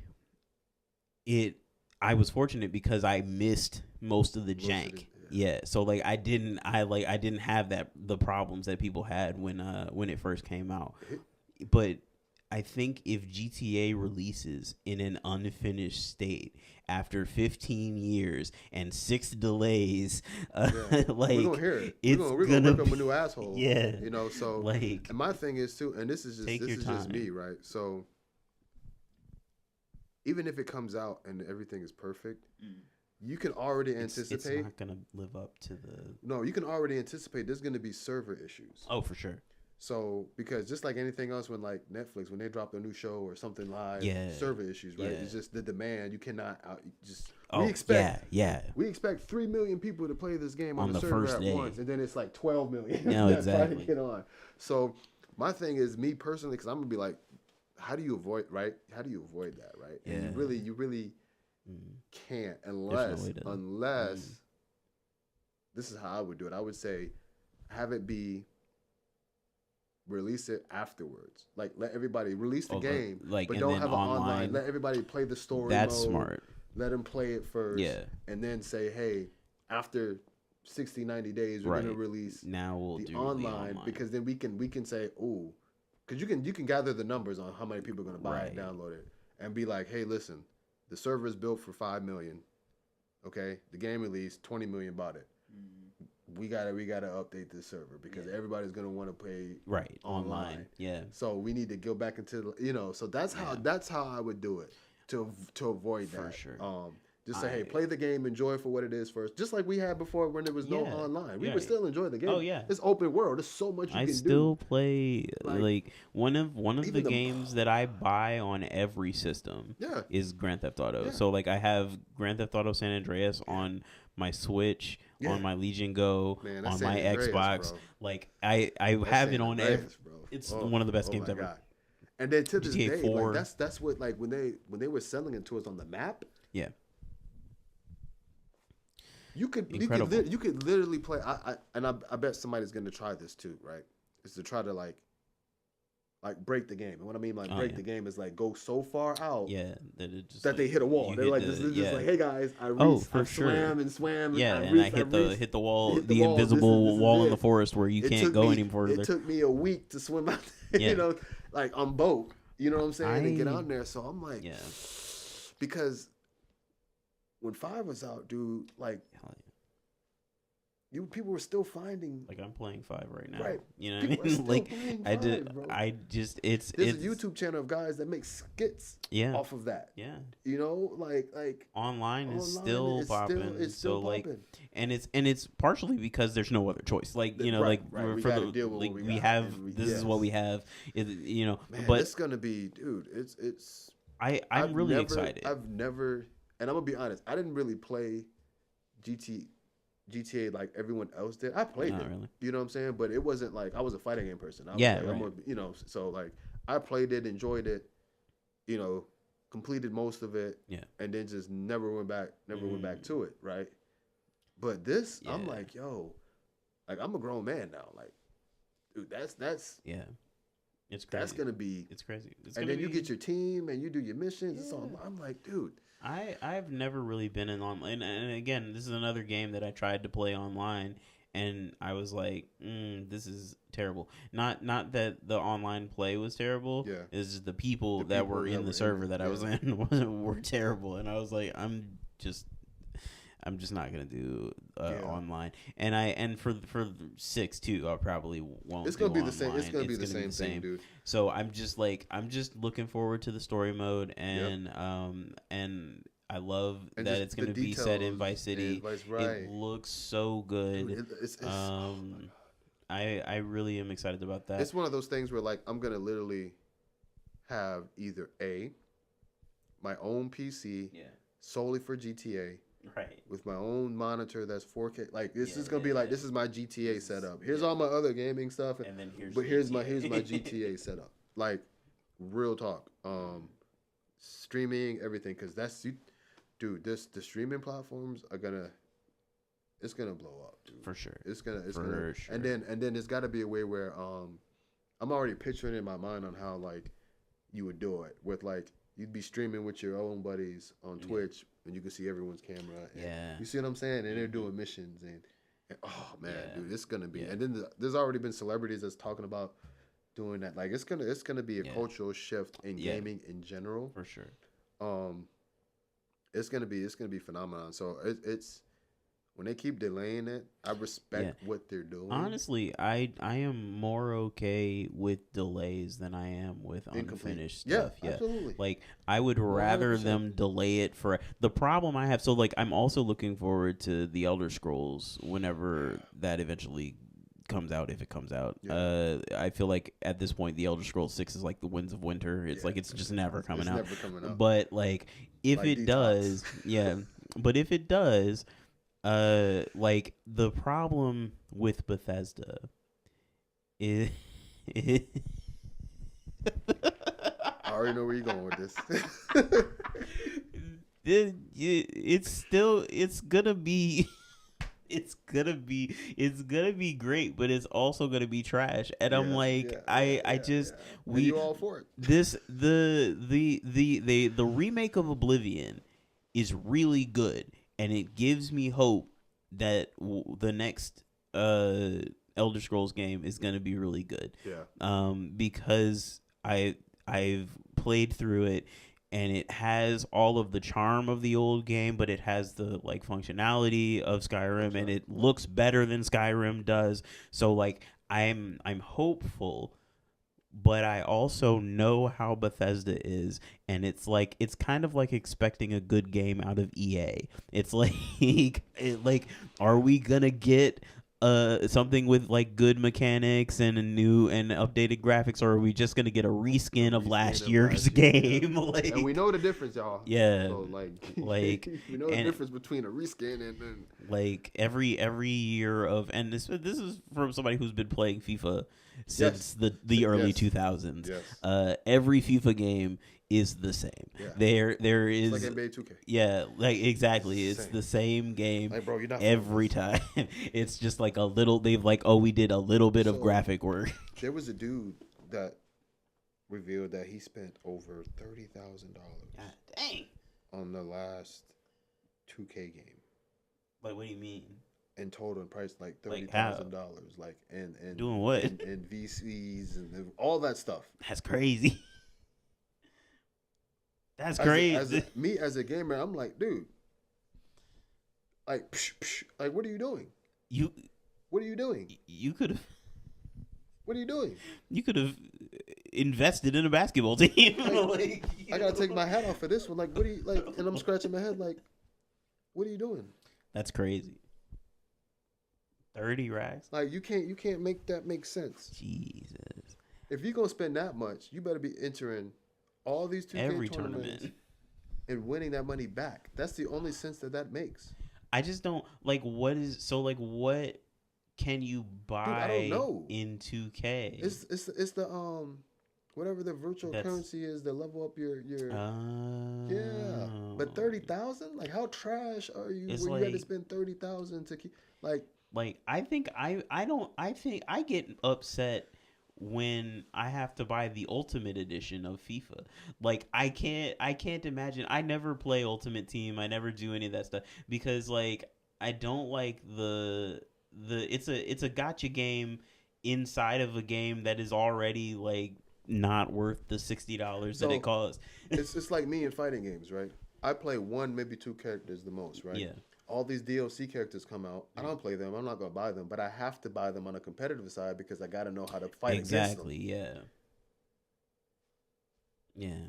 Like, it's terrible, man. Yeah, and that's another thing. That's a whole nother topic. I did a live stream on that.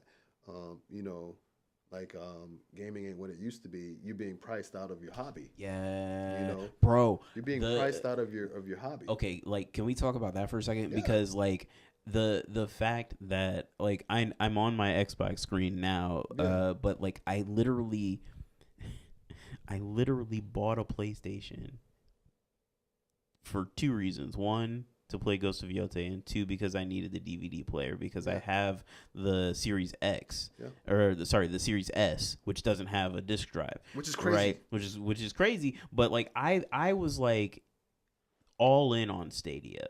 Like Stadia was great, and I was like, okay, so like streaming's gonna be okay. I still have the physical media, but like I don't really watch a lot of DVDs and stuff like that. I have the DVDs that I watch, and that's the stuff that I've been watching forever. But like, I don't need, like, I can watch it on my at the time I had a desktop with a disc drive, right? Yeah. So like it wasn't a huge deal that I didn't have a disc drive. None of my computers have a disc drive now. Right. So like and most of them don't. So it was one of those things where I was like, okay, maybe I'll just get an upgraded, like maybe I'll sell the Series S and get a Series X. The Series X is $1,000, bro. It's $899. I'm like, why is this? When I bought the Series S, it was $499. It's $599 now. It's a 5-year-old console. I was like, what's going on? Like it's cheaper for me to buy a brand new PS5. So my thing is too than it is to do, and then Game Pass just went up 50% or 100%. Like it just doubled in price. They don't understand. Like, and I was like, what is happening with that? Like, do you have any like thoughts about that? Because I'm like, exactly other than like pure capitalist greed, I don't understand what's happening. So here's a few things. It's 100% greed. There's no reason why certain companies need to go up in price every year. So like, for example, me being a business owner, right? I never understood, right? And it's capitalistic greed, right? So, for example, let's say I have my business, right? Yeah. And I end up making $1 million in my business, right? Cool. That's awesome. Yeah.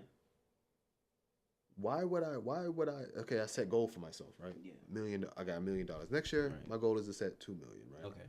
I don't make $2 million, right? Mm-hmm. I still make $1 million, right? It's not a loss. Nah. That doesn't trigger me to lay off people. Right. It doesn't trigger me to. Now, if I make less than $1 million, okay then we gotta figure out. But stuff. These companies are making millions of dollars. Yeah.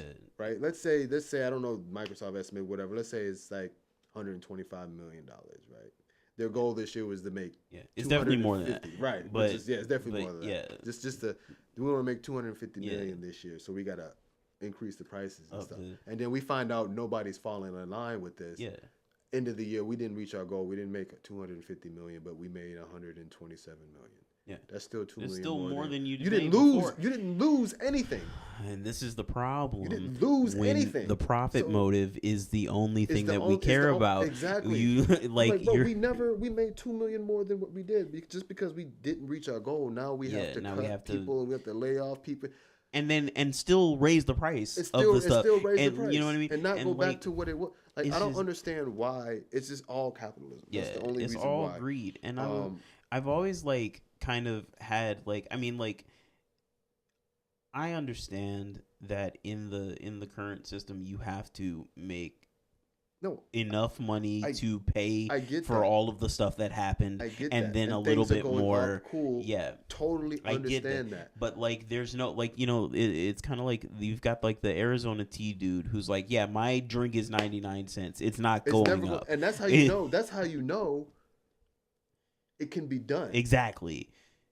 Because if it's like we're profitable. Like it doesn't matter it doesn't matter how why do we need so much more than that? We're already making money hand over fist. Why do we need more? In the end, it just hurts you from a consumer standpoint. Bro, the amount the marketplace will change. They're like, dude, I'm not paying the daggone website for cancellations for Game Pass crashed because everybody, including me, was like, I am not paying $30 a month for this game. No way. And here's the crazy part too. It's like, and they're so smart about it, right? It's like, we're not gonna make you sign up for the $100 one. Yeah, we just gonna automatically take it because you already got the Game Pass. Exactly. No, we just gonna literally, that was what was gonna happen. Yes. Like the joint was I just had this happen because I just was able to cancel. Like you can see the little exclamation point down there right now under Game Pass, where it's like your account needs attention. It's like, nah, no, it don't, because I canceled it. like the I went onto the thing and it said like, okay, your regular price was like for Ultimate was like $19.99 and now it's $29.99 and I was like it was like this time it's $19.99. Next month it's gonna Starting be next month, we're $29, gonna be and I was taking. like, bro, y'all aren't even like you can't You like didn't give you us a can't choice. you didn't even give me You an didn't option. ask. You didn't ask. Yeah, We're just telling you you're what's just going telling up in it's going price. up, like price going up. Like yesterday's price is not today's prices. We like, got your information. yeah, and I was we like, taking it. I was like, And if you didn't pay attention, and if yeah, you'd be like, what exactly, the and especially right now when the government shut down, federal workers aren't Dude, getting paid, like people are like losing their SNAP benefits.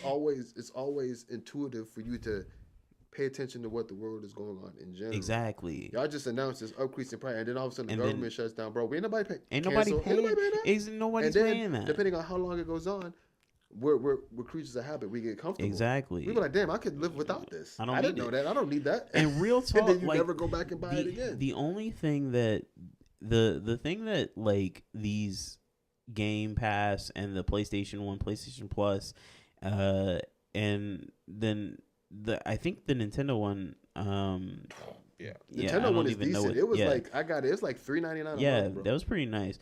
But like the only thing that they do for a gamer like me is allow me to do cloud gaming. Yeah. And ever since I got the Legion Go, I don't need to do cloud gaming for the most part anymore because I'm playing all my Steam games wherever I'm at. So like, and then there's no point now. Then the kicker is this is why hard copies is king. You don't own these games. Yeah. Because prime example, whenever they come out with a new console, like they just announced not too long ago, because this is one of the reasons why I still didn't have a PS5 was because PS4 was still peak. Yeah. And every game that came out on PS5, minus like a handful, were coming to PS4. Yeah. So I was like, I'm never doing that. Then they just said was it fall of next year? Yeah, I want to say PS6. They're taking out the PS4 network. Yo. So that's how they get you. So I'm like, damn, now I gotta get a PS5 because y'all are finally closing. You're finally shutting down the PS4 network, and I can't play any PS4 games. But that has been like almost 20 years though. Right. It's so like it's I got you got. I your do money think that there's like I understand like I do understand that like that like feeling because that sucks. And the same thing happened with the Xbox store, like the 360 store. Done. It was cooked. And then Game Pass. You can get all the games back. And it was like, bro, I already had all these games. Like, you know what I mean? Like the fact that I had to like rebuy Dragon Age and EA Skate and like all these games that I had on the 360, like in order to play them on the Series S. You're not buying the game. You're leasing it. Exactly. And that's exactly until they tell you, hey, the servers are no longer available. You know, and it's like not like that, and the updates for these games kind of scare me because I'm like, that's why I don't play Call of Duty. Yeah, I'm like, I buy like, so I have like 2 different copies of Cyberpunk. I have one on the Series S and one on Steam, and I'm like, do I need to just buy a physical copy of it for like, because it's like, if what happens if like they update it and bork it, you know what I mean? Like that's what happens with certain games. So like what happens is because this is what happened when Street Fighter 4 came out. So like you would buy Street Fighter 4, right? Right. Hard copy. Most people would download it, and then it would be an update. Mm-hmm. So you had the disc in, you download the update. Right. That was good for 3 updates. Then all of a sudden, the final product was Ultimate Street Fighter 4. Mm-hmm. And I was like, oh, there's no update. I'm looking at this copy like, I got to buy Ultimate Street Fighter 4 now? Yeah, right. What the heck? So I literally have like 2 different copies of the same game. Yeah, yeah. I'm like, but that's like one of the reasons why I have San Andreas on like every system is because like I was like, I love this game. I'm going to play this game forever.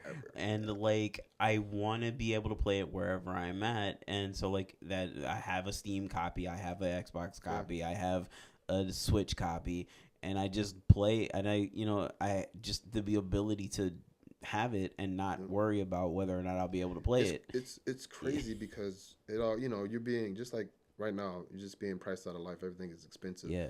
Gaming is going to be. It's not It's a even. luxury. It's a luxury now. It's not even. It's not even Yeah. a hobby or something that Which is so you can sad. get into. It's Like, crazy. the fact that the Switch 2, which is the cheapest, like it has been the cheapest Yeah. of the gaming console stuff, is $500. Like, and like just get a Steam Deck has never been more I got a Steam true. Deck. You know what I mean? I got a Like, Steam Deck. like And that's all I really play is my Steam Deck is dude. like $3.99. Steam is actually and Steam is incredible. killing it right now. And it's because their business model is different than these other companies. Like, they make their money on the commission that they get from the games that they host on the store, and then the Steam Deck is like just a really good way to play those games on the, and like it's not even like it's a decent screen. It's got really good controls. It's small enough that you can carry it around. You know what I mean? Like, even the Legion Go, like the new version of the Legion Go is $1,000. Like, I have the Legion Go S, which was like, I got it on sale and it was like only a little bit more than the Steam Deck, but I got it because it was available and like the Steam Deck wasn't. And here's the crazy part too. Like, remember when they used to have like console wars? Yeah, that stuff is dead. But like for the most part, But when it's all said and PlayStation done, 1. when it's all said and done, Nintendo will come up top. Oh yeah. And the reason being is because out of all these console wars, outside of Steam, which Steam really don't count, but Steam, like Steam is its own thing. You know, Nintendo is the only one that's actually a gaming company. Yeah, there were Sony wasn't known for gaming. They just went into Sony is an audio company, right? Sony, they just have a portfolio, and it's one of their biggest ones now. Same thing with Microsoft. You know, Xbox. Right. That's a part of their portfolio, but it's not their focus. It's not their focus. And one of the things, so I mean, like I have shooting on 2 Sony cameras right now. I have a bunch of Sony headphones. I love Sony. I didn't have a PlayStation for a long time. Like, I had a PS1, and then I didn't have a PlayStation until the Ghost of Yotei came out, and I bought the PS5 specifically to play that game. Like, there hasn't been for me a reason to go to have a PS5. Yeah. And there hasn't really, like, the reason why I waited so long to update, like 3 generations almost between the Xbox 360 and the Series S. Yeah. Like, I waited to update for so long because, like, I didn't need to. I've been playing the games that I was playing, and that's kind of it. What also I would say hurt the industry overall too is they stopped with exclusive gaming. Like you can play Halo on the PS5, and you know, Spider-Man I can play on my. They didn't really do. They thought that would be. That would just open up the market. Yeah. And it kind of hurt everybody in the end because Nintendo's still exclusive. Right. That's why I said they would win in the end. Nintendo, you ain't playing Pokemon on nothing. Right. Remember, was it Nintendo that sued that one that was kind of like Pokemon? Oh, Palmon or Power World? Power World. That's what it was. It was like, we got the money, we got the time, and the lawyers. Yeah. Play with it if you want to. Yeah. Like, FAFO. That's why I'm saying that when it all is said and done, if it comes down to some cataclysmic event where like, which will never happen, but like they are in a really good position because they aren't actually a video game company. If there was a meteor that hit and we had to start all over, Nintendo would be okay. Because what are your parents? Your parents call everything what? Nintendo. You hear you're playing with a PlayStation. Turn that Nintendo off. Yeah. It's a place. Turn that Nintendo off. Doesn't matter. Because that's what's associated with the console, right? Like I was watching. That's this how you know you got your finger on the post and what's going on is when people who don't game associate everything as Nintendo. I was like I was watching these videos about like specifically about the Xbox One and the PS4. Yeah. And how like the PS4 or wait, no. The Xbox One and the Maybe it was the PS3. No, Mm. no, yeah, it was the PS4. Yeah, yeah, it was the PS4. The Xbox One and the PS4, because the Xbox One was like supposed to be like this all online. Like you had to go online in order to do it. The Kinect came with it, and it cost like $100 more. Yeah. Like all this other stuff, and then PlayStation, like Sony was like, hey, here's how you share games here's how you share games on a PlayStation. Here, you know what I mean? Like, and it's like we've lost the plot. Yeah, I mean, like they learned nothing, from that. So like, fun fact. So it's was it the PS2? So the PS2 is the highest grossing of all console time, of all time. And here's almost the Switch almost got them, and then they redid the yes. math, and they were like, nah. And here's the thing. And PS2 people were like PS2 was peak. That was like everybody's favorite. Like it was incredible. when you take a look at what's underneath the time that it came out, when it was up against like Dreamcast, I think Xbox was around too. It was the weaker system. Like they used mediocre parts, bro. It wasn't top of the line anything. Yeah. And they made it was just the games were so good. So good. Yeah. And not only that, they had the exclusives. They had the exclusives, and then even the sound too. They used Dolby. Was it Dolby Stereo? Yeah. They used, and they wasn't supposed to. Like they, because when you look on the back or on the front, you know how the little logo, the Dolby said, like it was top quality with that. And I was like, how did they do that? Like, how did they with this piece of? Because they didn't pay for anything else. Like it was insane. Like, because somebody broke it. They was like, these parts. Yeah. Oh damn, they're almost like junkyard bit parts. Yeah.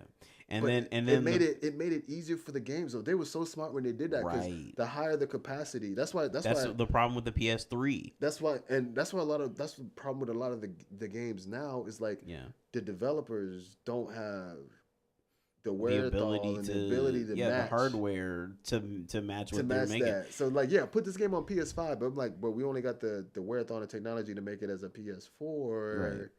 They're not gonna utilize the and then you don't make the system backwards compatible like the Xbox purpose, and the Series S and the Series and the Sony could have did that. They did that on the purpose. one. They just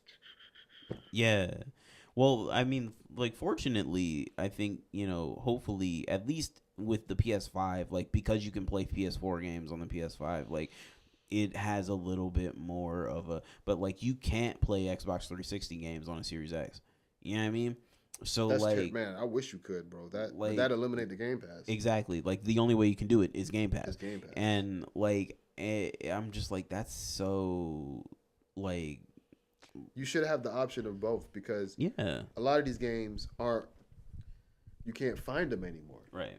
So if you don't have the hard copy, I would pay for a Game Pass for it. But just eliminate, you're just killing a whole market of people that. A great example is EA Skate 2. Yeah. Skate 1 and Skate 3 are available. Skate 2 is nowhere to be found. If you don't have a copy of Skate 2, you can't play that game. And even if you do, if you don't have a 360, you can't play or a PS3 or whatever. That was so peak, man.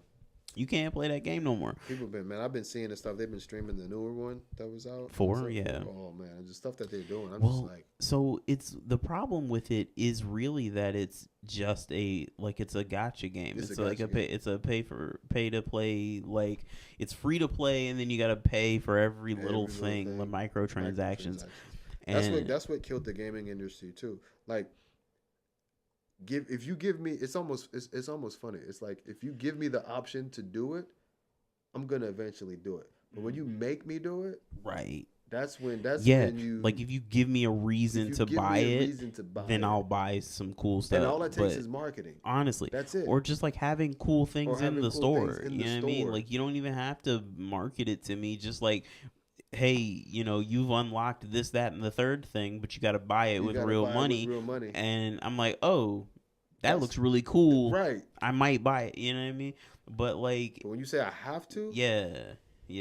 And straight vanilla skins, and especially when it comes to skate games, right? Because like the one thing that Skate had going for it at the time that's different. Okay, this is the one video game thing I know and I can talk about.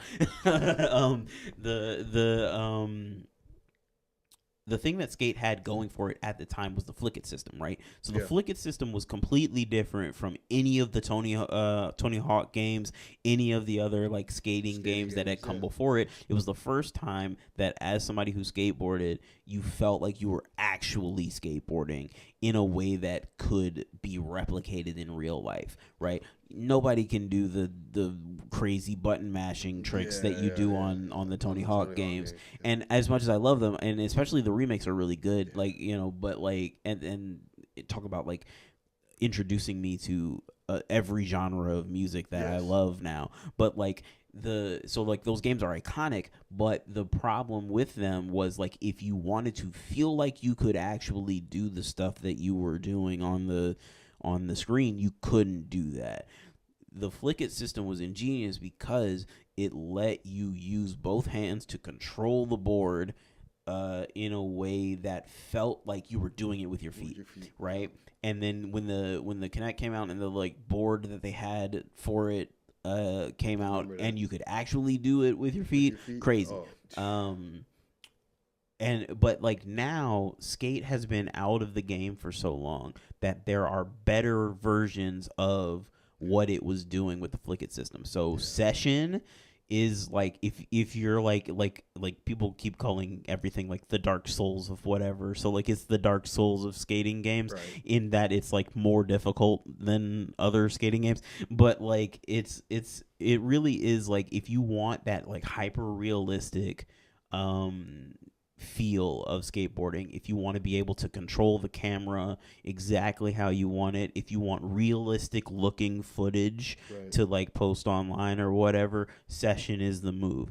If you want the flick it system because you've got like the muscle memory, like I've got the muscle memory, you've got the Skater XL, right? And those are the two like big skating games right now until Skate came back. And the only reason that Skate has gotten any play right now is because of name recognition.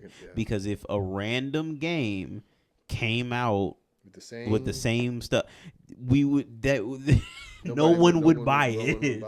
They were like, what is this? Yeah, it's only because it's a EA Skate game that it has any of the like accolades that it got coming out.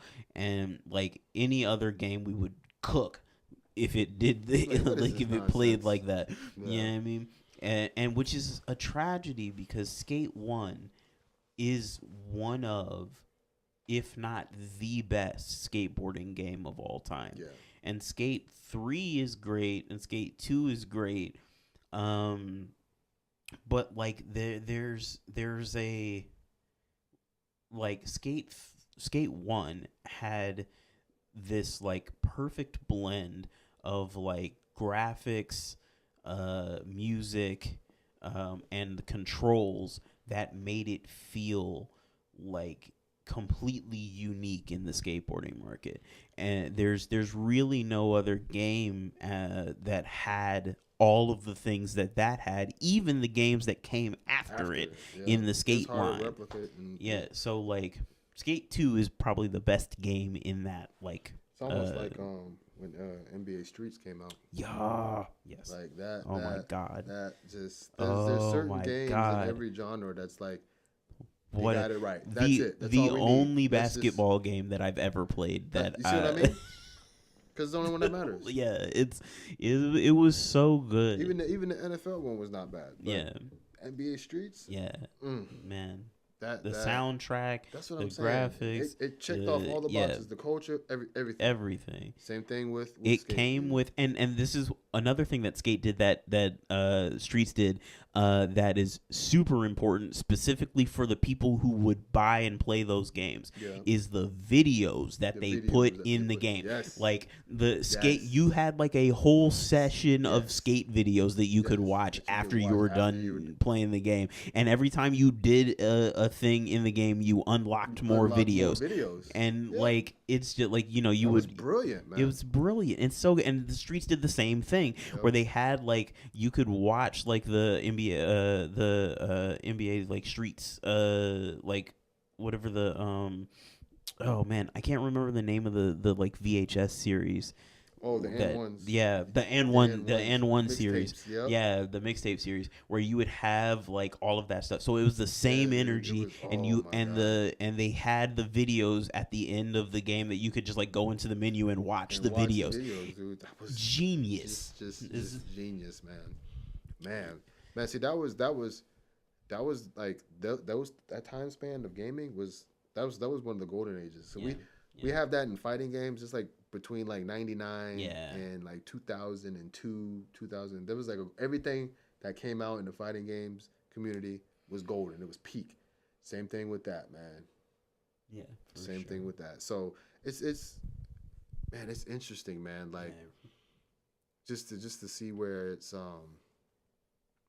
been, where it's gone, and where the future lies of it. And like I said, it's unfortunate that it's becoming more of a luxury now than anything else. That's why honestly, a lot of retro gaming is coming back because it's just getting outpriced. They're like, man, look, man, let me go back to these old games. Let me actually enjoy it as an adult now, and let me own it. exactly. Let me actually own this game. Like, you know? I love. Facts, man. I play a lot of those like old.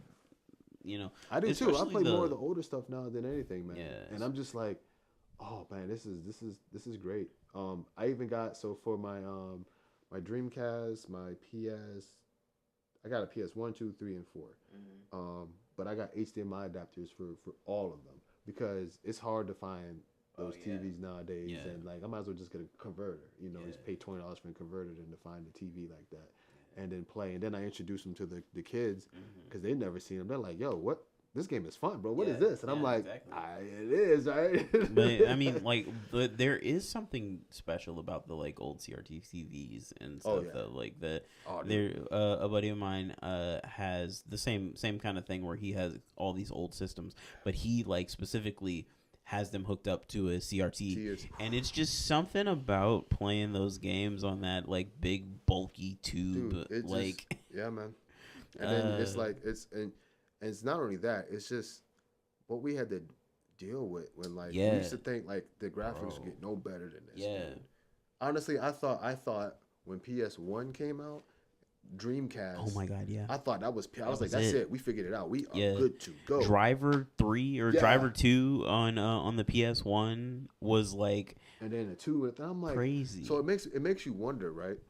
And this is just me thinking out loud, right? Like, I truly believe at this point now, right? I'm still just speaking out loud. You would think that's it. It can't get no more realistic, right? But I'm thinking like what we're seeing right now. Not fully, but they've had this archived, and they're like, "Yo, we can't release it all at once. We got to give them bits and pieces of this." I don't think they just came up with this. As the system came out, I think they got this archived somewhere. Like kind of like this right here. This is 1K, 2K, 3K, 4K, 5K, 6K, 10K. And they're like, it's here. Everything is here. We're gonna give them 4K right now. Well, so what's interesting that you say it's interesting that you say that. So like right now we're filming on the FX30. The FX30 is downsampled 4K from 6K. So it films in 6K and then it downsamples it to 4K. You know what I mean? And there's other cameras out now that do like 8K and film down to 6K from that. So like you're in a way you're right. The sensors and all of these things for these cameras and stuff like that are already more powerful. Like a great example is the iPad Pro. The iPad Pro with an M series chip is too powerful to be an iPad. Like it is hamstrung by the software.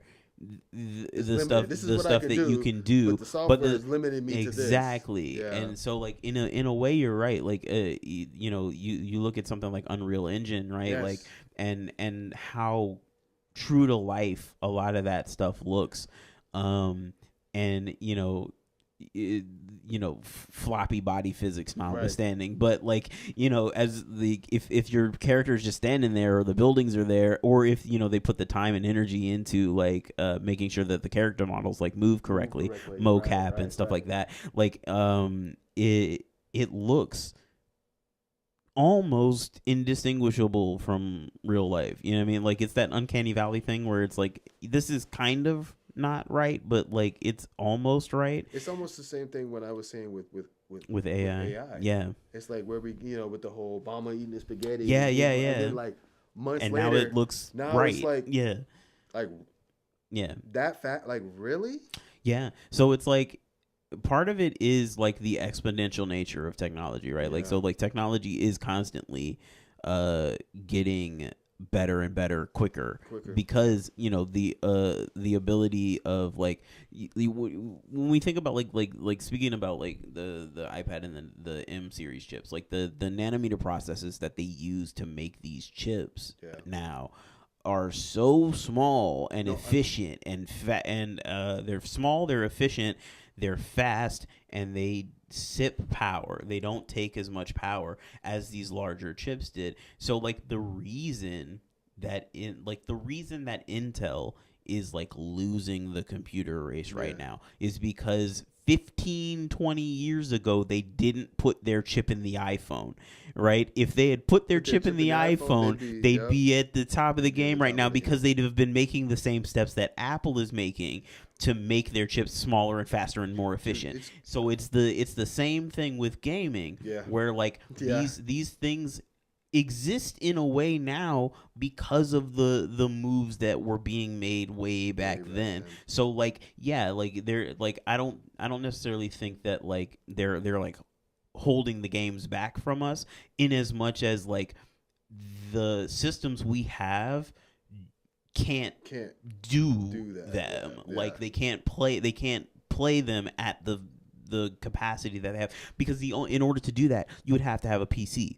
Like, it would have to be a gaming PC. Like, it would have to like, and like a console is different from a gaming PC. Console is limited. This is the hard drive. It can't be. The only thing we can do is increase the memory. Exactly.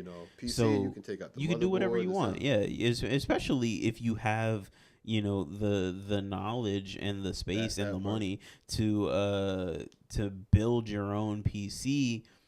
You can kind of make it as powerful as you want. Like, and the one of the things that like holds Apple back from truly being like good for gaming is that like in order to upgrade any of their components, it's like ridiculously expensive. Like, they're charging more for RAM than it costs to buy a stick of RAM. So like you know what I mean? Like, it's like a $200 upgrade for a terabyte of RAM, and it's like a 1 terabyte SSD drive is like $50 now. What are we talking about? You know what I mean? So like there is a like limiting factor in how they build these things, because they're not designed for people who want to like dig in and build the best thing. That's what the PC market is for. They're designed to just work. And for me, when it comes to how I like to game, that's fine, because like I'm playing City Skylines and Inzoi, and that's the most like taxing my city's gonna get. You know what I mean? It's crazy because of it's a catch-22 too, because that's actually hurting like Sony and Xbox, because kids, like my daughter at 12, she was like, I need a gaming PC. Like they're starting to see the limitations early, and that's on the consoles, bro. That's so crazy to think back about. then it was enough. My daughter's like, Dad, I can't play on this TV. It's lagging. I need a blank monitor with a refresh rate. I'm like, with a high, like a 144 hertz refresh rate. It's like and then she's showing me in real time. She's like, and I'm like, damn, I can't even. You see the lag? It's like, I do. All right. Let me go Uber for 2 hours and get this for you. Yeah, right. And it's like, at 12, she was talking about crazy. Like the Xbox ain't enough. I'm like, that's crazy. Man, that's crazy to think about. Well, man, listen, man, this was great, man. This was This was great. Having this conversation, and usually I do solo dolo, but it's good to have someone here and bounce off and everything like that. And with that being said, man, I'm next time I come out here, man, I'm gonna definitely for sure do this again and get this going. So, thanks for having me. Everyone who's tuning in, I gotta get up pretty soon. I'm about to fly back home, and hopefully the weather ain't that bad. It's supposed to be winter storm coming. So, but your boy will be back in home base, Illinois. So, thank y'all for tuning in. It's your favorite gamer, 99 Cent McFury, with my cousin Nino here. Hey, and we out. Peace. Peace.